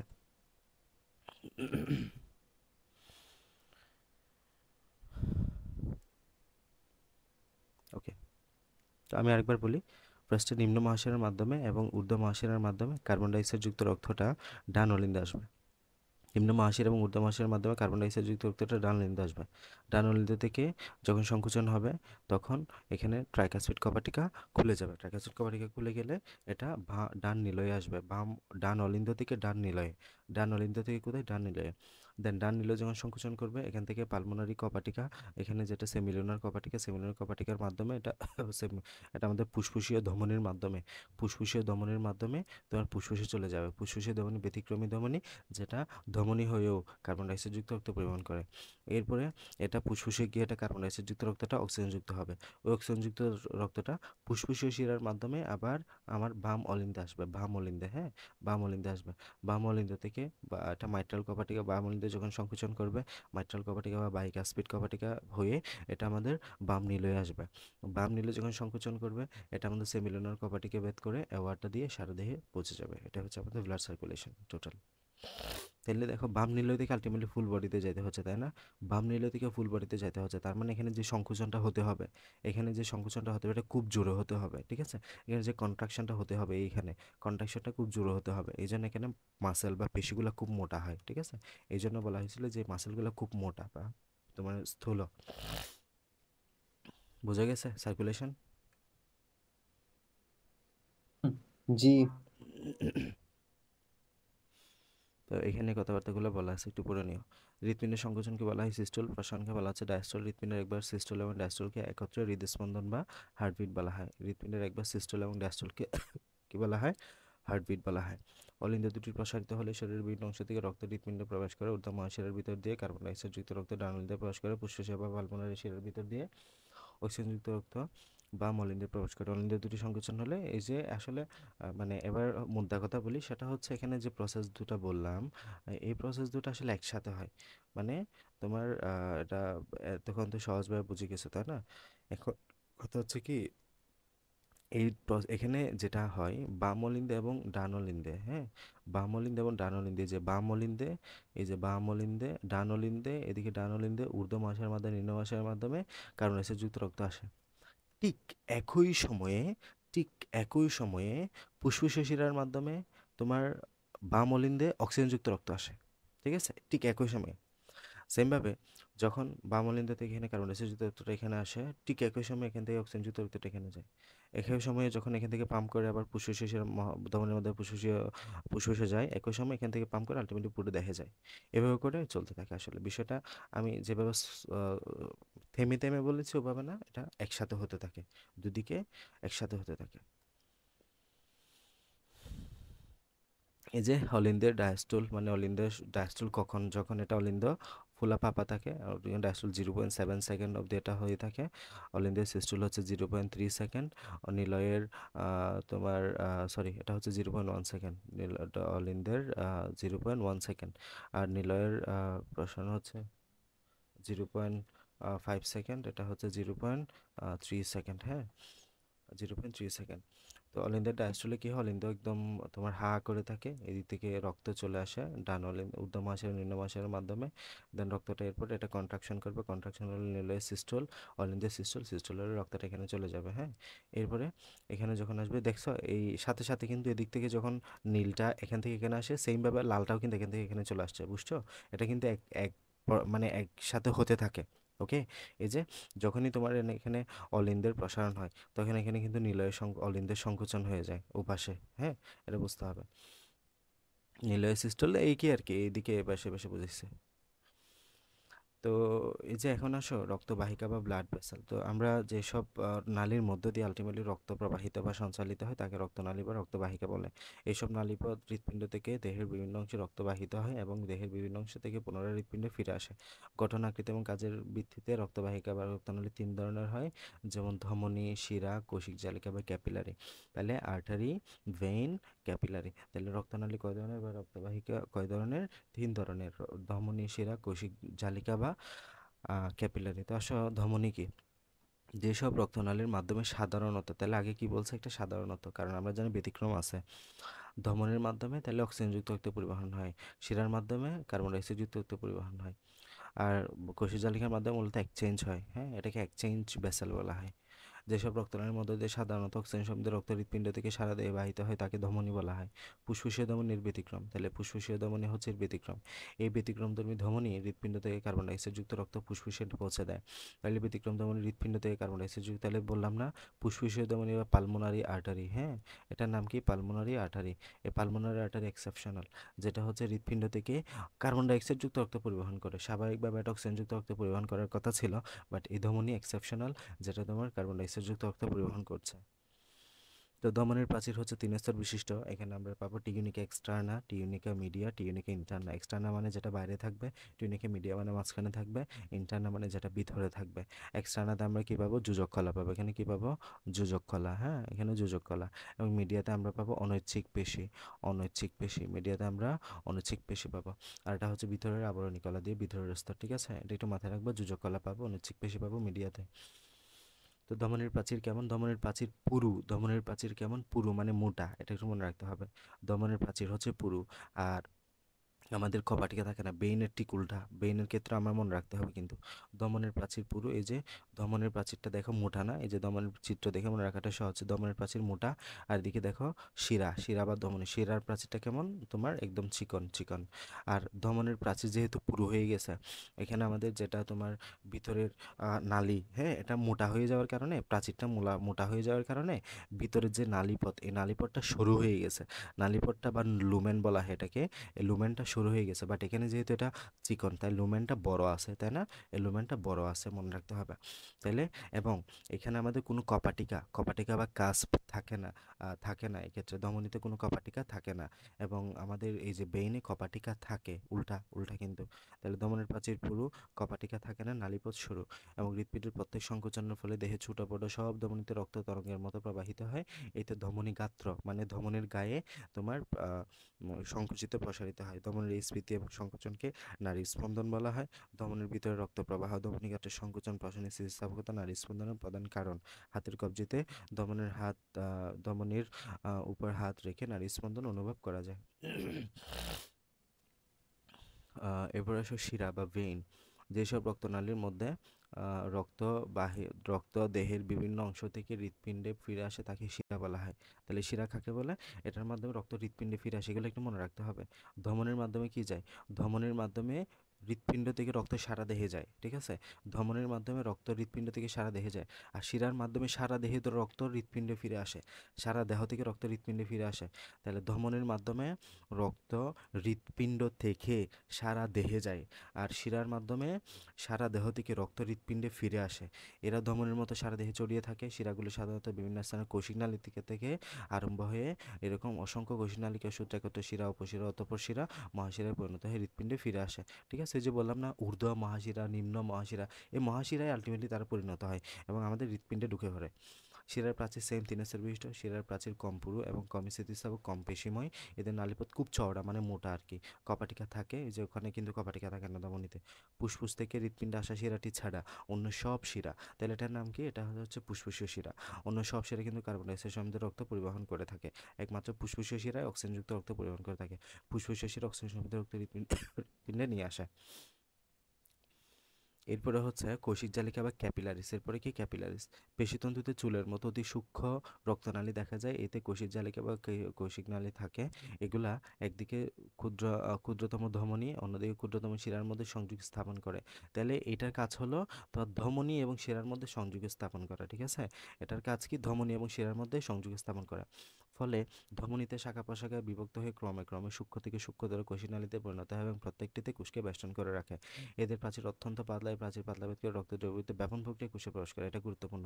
এই যে কোষিক জালিকার প্রাচীর ভেদ করেই রক্তটা ব্যাপন প্রক্রিয়া আমাদের কোষে প্রবেশ করতে পারে। এখন আমি তোমাদেরকে জাস্ট একটা চিত্র দেখাই, তাহলে তোমরা এটা ভালো বুঝতে পারবে।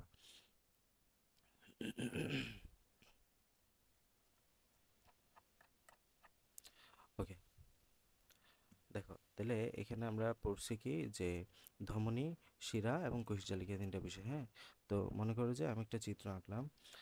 এখানে এটা হচ্ছে তোমার একটা সেল। হ্যাঁ, এটা একটা কোষ বা সেল। এটা একটা কোষ বা সেল। সেলের কি দরকার? সেলের তোমার অক্সিজেন দরকার, গ্লুকোজ দরকার, খাবার দরকার, যা যা দরকার আর কি, তাই না?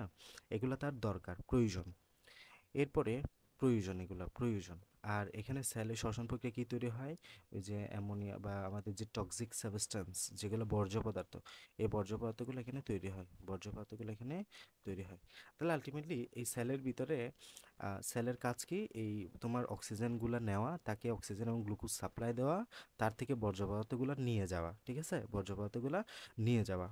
তো আমরা জানি রক্তের কাজ হলো প্রত্যেকটা কোষে অক্সিজেন গ্লুকোজ সরবরাহ করা, বর্জ্য পদার্থ নিষ্কাশন করা, এগুলাই না রক্তের কাজ। এখন এই কাজটা কিভাবে করে দেখো। ফার্স্ট অফ অল আমাদের এটা হচ্ছে হার্ট। এই হার্ট থেকে তোমার যে লেফট ভেন্ট্রিকল আছে না, বা বাম নিলয়, এই বাম নিলয় থেকে অ্যাওয়াটা, এই যে বাম নিলয় থেকে অ্যাওয়াটার মাধ্যমে সারা দেহে রক্ত ছড়িয়ে যায়, বললাম না অক্সিজেনযুক্ত রক্ত। এই যে অক্সিজেনযুক্ত রক্তটা এখানে আসবে, অক্সিজেনযুক্ত রক্তটা এখানে আসলো। তাহলে এখানে এটা আমি খুব সংক্ষেপে তোমাদেরকে দেখাই দিচ্ছি জাস্ট বোঝার জন্য। এই যে বাম ভেন্ট্রিকল থেকে এই রক্তটা, অক্সিজেনযুক্ত রক্তটা তোমার বাম ভেন্ট্রিকল থেকে অক্সিজেনযুক্ত রক্তটা অ্যাওয়াটার মাধ্যমে দেন আরও বিভিন্ন সাবডিভিশন হয়ে অনেকগুলো সাবডিভিশন হয়ে ছোটো ছোটো অ্যাওয়াটার মাধ্যমে আলটিমেটলি এখানে ক্ষুদ্র, খুব সরু আঠারিতে এখানে পরিণত হয়ে একটা সেলে প্রবেশ করার মতো পরিস্থিতি হয়ে গেছে, এতটুকু আসছে। এরপরে এইখান থেকে আলটিমেটলি এখানে খুবই ক্ষুদ্র আঠারি, এটা হ্যাঁ খুবই ক্ষুদ্র শিরা, আমি সেল শব্দটা মুছে দেই। এরপরে এখানে এরা ক্যাপিলারি ফর্ম করবে। কি ফর্ম করবে? ক্যাপিলারি, ক্ষুদ্র জালের মতো ফর্ম করবে এরা, ক্যাপিলারি বা কোষিক জালিকা ফর্ম করবে। এই যে এটার নাম কি? এটার নাম হচ্ছে কৈশিক ঝালিকা। এটার নাম হলো কৈশিক ঝালিকা। এই কোষিক জালিকা ফর্ম করবে। তাহলে এখানে অক্সিজেনযুক্ত রক্তটা আসছে, অক্সিজেনের সাথে কি কি আছে? অক্সিজেনের রক্তটা আসছে, এই রক্তটার সাথে অক্সিজেন আছে, গ্লুকোজ আছে, যেসব খাবার দরকার সেলের জন্য এগুলো আছে সব। এখন এটা যখন এই যে সেলের ভিতরে প্রবেশ করবে কোষিক জালিকাটা, এই তখন কি করবে? এখানে অক্সিজেনযুক্ত রক্তটা ব্যাপন প্রক্রিয়ায় ভিতরে ঢুকে যাবে। ওই যে বললাম না এখানে কি দেওয়া আছে, কোষিক জালিকার কাজ কি? কোষিক জালিকার কাজই হলো তোমার এটা ব্যাপন প্রক্রিয়া। এই যে এই পাতলা কোষে বস্তু ব্যাপন প্রক্রিয়ায় কোষে প্রবেশ করে, ব্যাপন প্রক্রিয়ায় কোষে প্রবেশ করে। এই যে এখানেই তারা আলটিমেটলি যে ব্যাপন প্রক্রিয়ায় সেটা কোষে প্রবেশ করে অক্সিজেনটা, সেমভাবে গ্লুকোজও ব্যাপন প্রক্রিয়ায় কোষে প্রবেশ করে। ব্যাপন কেন হয়? কারণ রক্তে অক্সিজেনের পরিমাণ বেশি, কোষে অক্সিজেনের পরিমাণ কম। আমরা জানি বেশি ঘনত্বের বস্তু থেকে কম ঘনত্বের বস্তুতে এভাবে তাহলে ব্যাপন হবে, তাই না? এভাবে হলে প্রবেশ করে। এবং যে বর্জ্য পদার্থগুলো কোষে তৈরি হয়েছে এগুলো সুন্দর করে আবার ব্যাপন প্রক্রিয়ার ভিতরে ঢুকে যাবে, রক্তের ভিতরে ঢুকে যাবে। তাহলে এখন দেখো এখানে বর্জ্য পদার্থ হচ্ছে কার্বন ডাইঅক্সাইড আছে, রক্তে কার্বন ডাইঅক্সাইড তৈরি হয়েছে, তোমার কোষে কার্বন ডাইঅক্সাইড তৈরি হয়েছে শ্বসন প্রক্রিয়া। এখন অক্সিজেনটা দিয়ে দিছে, কার্বন ডাইঅক্সাইডটা রক্তে ঢুকে গেছে, ঠিক আছে? এটা হচ্ছে ধমনী। এটা কি? এটা হচ্ছে ধমনী আসছে, ধমনী। এই যে এটা হচ্ছে কোষ, কোষ থেকে অ্যাওয়াটার মাধ্যমে অক্সিজেনযুক্ত রক্তটা তোমার কোষে এখানে প্রবেশ করছে, এটা হচ্ছে রক্তনালী বা ধমনীর মাধ্যমে ভিতরে গেছে, এবং এখান থেকে অক্সিজেনটা দিছে এবং গ্লুকোজটাও দিছে, কার্বন ডাইঅক্সাইডটা সে নিয়ে নিছে। এখন আমি অন্য কালার ইউজ করি, নীল ইউজ করতে হবে ক্ষেত্রে। দেখো এখন এই জায়গা থেকে কি হবে? এই জায়গা থেকে আবার এটা বেরিয়ে যাবে। এখন বেরিয়ে যাবে কি জানো? বেরিয়ে যাবে মূলত শিরা, এটার নাম হবে তখন শিরা। এটার নাম হবে শিরা। শিরা কেন?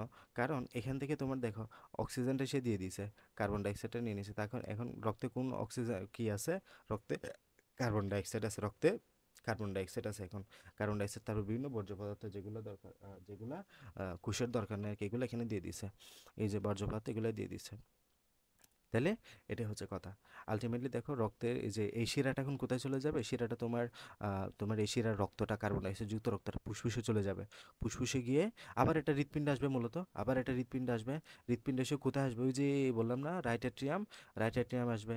রাইট অ্যাট্রিয়াম থেকে রাইট ভেন্ট্রিকল আসবে। রাইট ভেন্ট্রিকল থেকে লাঙে চলে যাবে। কিছু রক্ত কোথায় চলে যাবে? লাঙে।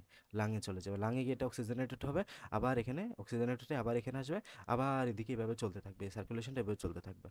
এবং কিছু রক্ত এভাবে যখন এদিকে সিস্টেম আমরা পড়বো, এগুলা আপাতত এখন তোমাদের নাই, এইচএসসিতে গেলে পড়বা। এখানে আরও কিছু সংবহন আছে, সংবহনের মাধ্যমে এটা চলে যাবে কোথায়? কিডনিতে চলে যাবে। কিডনি দিকে এটা আলট্রা ফিল্ট্রেশন হবে। আলট্রা ফিল্ট্রেশন হয়ে যে বর্জ্য পদার্থ বললাম, কার্বন ডাইঅক্সাইডটা না তোমার অক্সিজেনেটেড হবে লাঙে গিয়ে, তাই না? কার্বন ডাইঅক্সাইড যুক্ত রক্তে না অক্সিজেনেটেড হবে লাঙে গিয়ে, কার্বন ডাইঅক্সাইড ছেড়ে দেবে, আবার অক্সিজেন নেবে। বর্জ্য পদার্থগুলো কই যাবে? ওই বর্জ্য পদার্থগুলো কিডনিতে যাবে। কিডনির মাধ্যমে এটা তোমার তোমার এই যে মূত্রের মাধ্যমে আলটিমেটলি আলট্রাফিল্ট্রেট হয়ে এটা চলে যাবে বাইরে। তো এটা আরও ইয়ে করে পড়বা। তো আলটিমেটলি প্রসেস হচ্ছে এটা, এই যে ধমনির মাধ্যমে গেল, শিরার মাধ্যমে বেরিয়ে গেল। তো দেখো এই যে কৌশিক জালিকাটা কিন্তু এই যে ধমনী এবং শিরার মধ্যে সংযোগস্থল। এই কৌশিক জালিকাটা কি? মাঝখানে যে কৌশিক জালিকা, কৌশিক জালিকা কিন্তু তোমার ধমনী এবং যে শিরা আছে, এই শিরার একটা সংযোগস্থল, ঠিক আছে? এবং এটা কিন্তু সংযোগস্থল বোঝাচ্ছে। তাহলে দেখো এই ধমনীর শুরুটা হচ্ছে কোথায়? এই যে হৃৎপিণ্ড থেকে না? ধমনীর শুরুটা হচ্ছে কোথায়? হৃৎপিণ্ড থেকে, এটা হচ্ছে হৃৎপিণ্ড। ধমনীর শুরু হৃৎপিণ্ড থেকে, ধমনীর শেষ কৌশিক জালিকাতে। ধমনীর শুরু হৃৎপিণ্ড থেকে, ধমনীর শেষ কৌশিক জালিকা থেকে। শিরা, এই শিরার শুরু কৌশিক জালিকা থেকে, শিরার শেষ আবার হৃৎপিণ্ডে। মনে রাখতে হবে, এই যে বললাম না আবার হৃৎপিণ্ডে আসে এটা, আবার হৃৎপিণ্ডে আসে এটা, হৃৎপিণ্ডে এসে তোমার রাইট এট্রিয়ামে প্রবেশ করে রক্তটা, আলটিমেটলি শেষ হয় কোথায়? রাইট এট্রিয়ামে, রাইট এট্রিয়ামে এসে, তাই না? তো এটাই, ধমনীর শুরু হচ্ছে হৃৎপিণ্ডে, ধমনীর শেষ কৌশিক জালিকা থেকে। শিরার শুরু কৌশিক জালিকা থেকে, শিরার শেষ তোমার হৃৎপিণ্ডে, উল্টা। ওকে, এটা হচ্ছে আমাদের টোটাল সামগ্রিক প্রসেসটা। বোঝা গেছে কিনা বলো?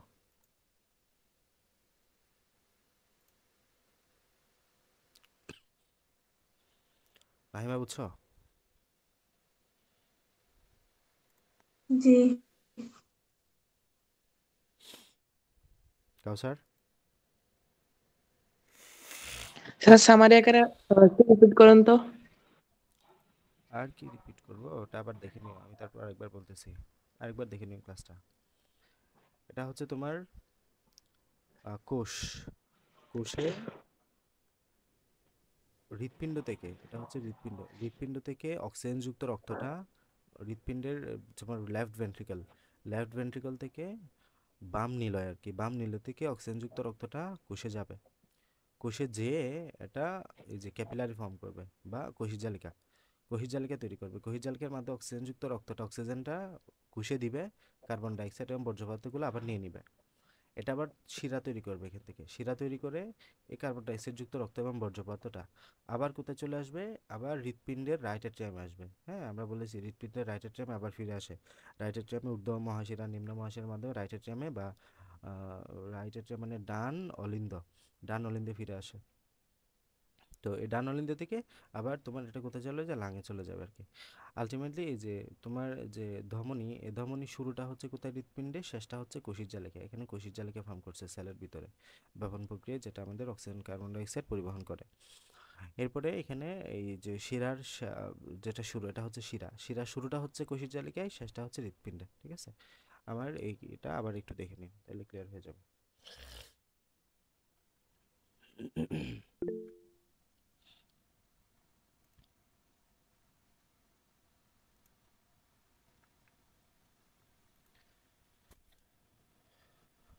ওকে, এরপরে আসো রক্তচাপ এবং ব্লাড প্রেশার। তো রক্ত প্রবাহের সময় ধমনী গাঁটের গায়ে যে চাপ সৃষ্টি হয় তাকে আমরা রক্তচাপ বলি। রক্তচাপ কাকে বলে? রক্ত প্রবাহের সময় ধমনী গাঁটে যে চাপ সৃষ্টি হয় তাকে আমরা রক্তচাপ বলি।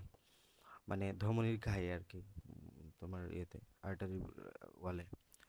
হৃৎপিণ্ডের সংকুচন এবং সিস্টুল ধমনীর গায়ে রক্তচাপের মাত্রা সর্বাধিক থাকে, একে সিস্টোলিক চাপ বলা হয়। হৃৎপিণ্ডের প্রসারণ বা ডায়াস্টোলের অবস্থায় রক্তচাপ সবচেয়ে কম থাকে, একে ডায়াস্টোলিক চাপ বলা হয় বা ডায়াস্টোলিক প্রেশার বলে। তাহলে হৃৎপিণ্ডের প্রসারণকে ডায়াস্টোলিক চাপ, ডায়াস্টোল এবং ডায়াস্টোলিক সময় যে চাপ তাকে ডায়াস্টোলিক চাপ বলা হয়।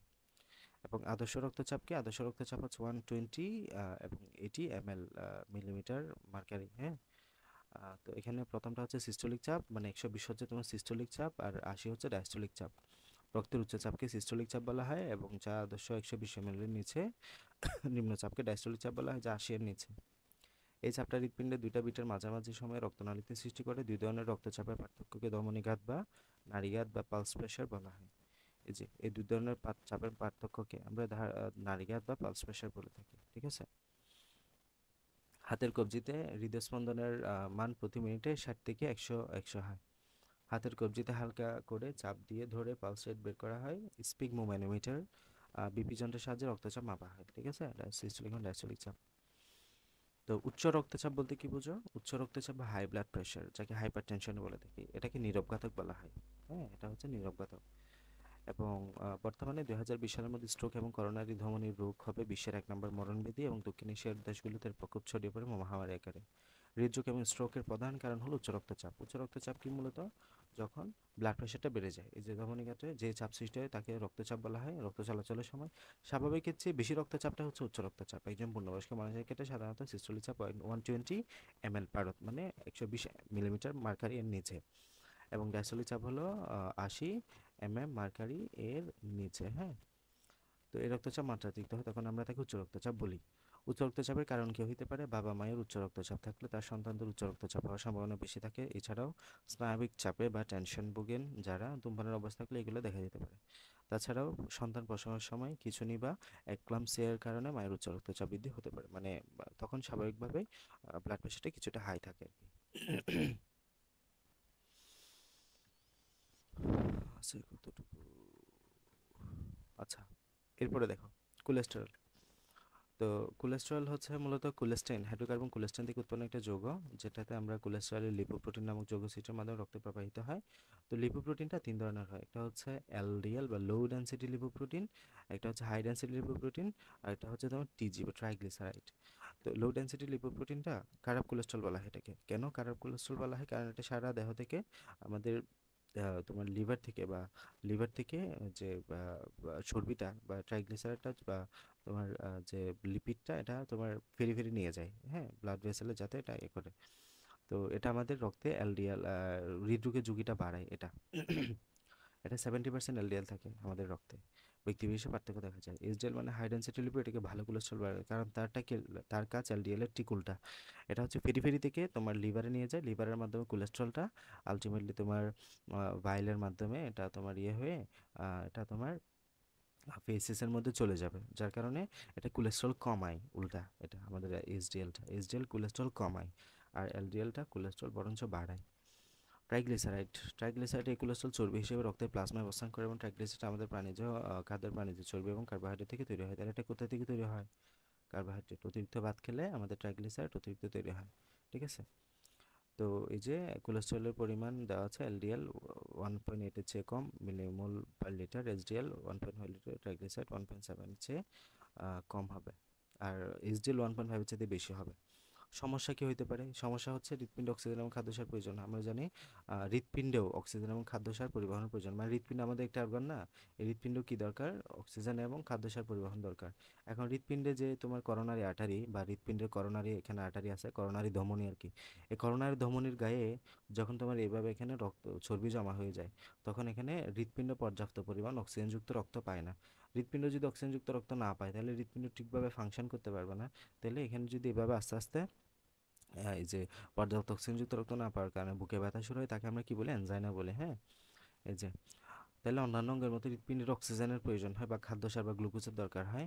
যে করোনারি ধমনী গাত্রে, মানে এই করোনারি ধমনীর গায়ে যদি চর্বি জমা হয়, ধমনীতে স্বাভাবিক রক্ত প্রবাহে বিঘ্ন ঘটে এবং অক্সিজেন এবং খাদ্যসার না পাওয়ায় ক্ষতিগ্রস্ত হয়, রক্ত চলাচল কমে যায়, ব্যথা অনুভূতি, একে আমরা অ্যানজাইনা বলি। এছাড়া ধমনীর গায়ে বেশি চর্বি জমা হলে রক্ত প্রবাহ বাধাগ্রস্ত হয়, করোনারি হৃদরোগের আশঙ্কা অনেক গুণ বেড়ে যায়। তো তো এটাই হচ্ছে আমাদের কথা। এখানে আলটিমেটলি তোমার যখন এভাবে রক্ত এখানে জমতে থাকবে, এটাকে আমরা প্লেটলেট ফ্লাগ বলি।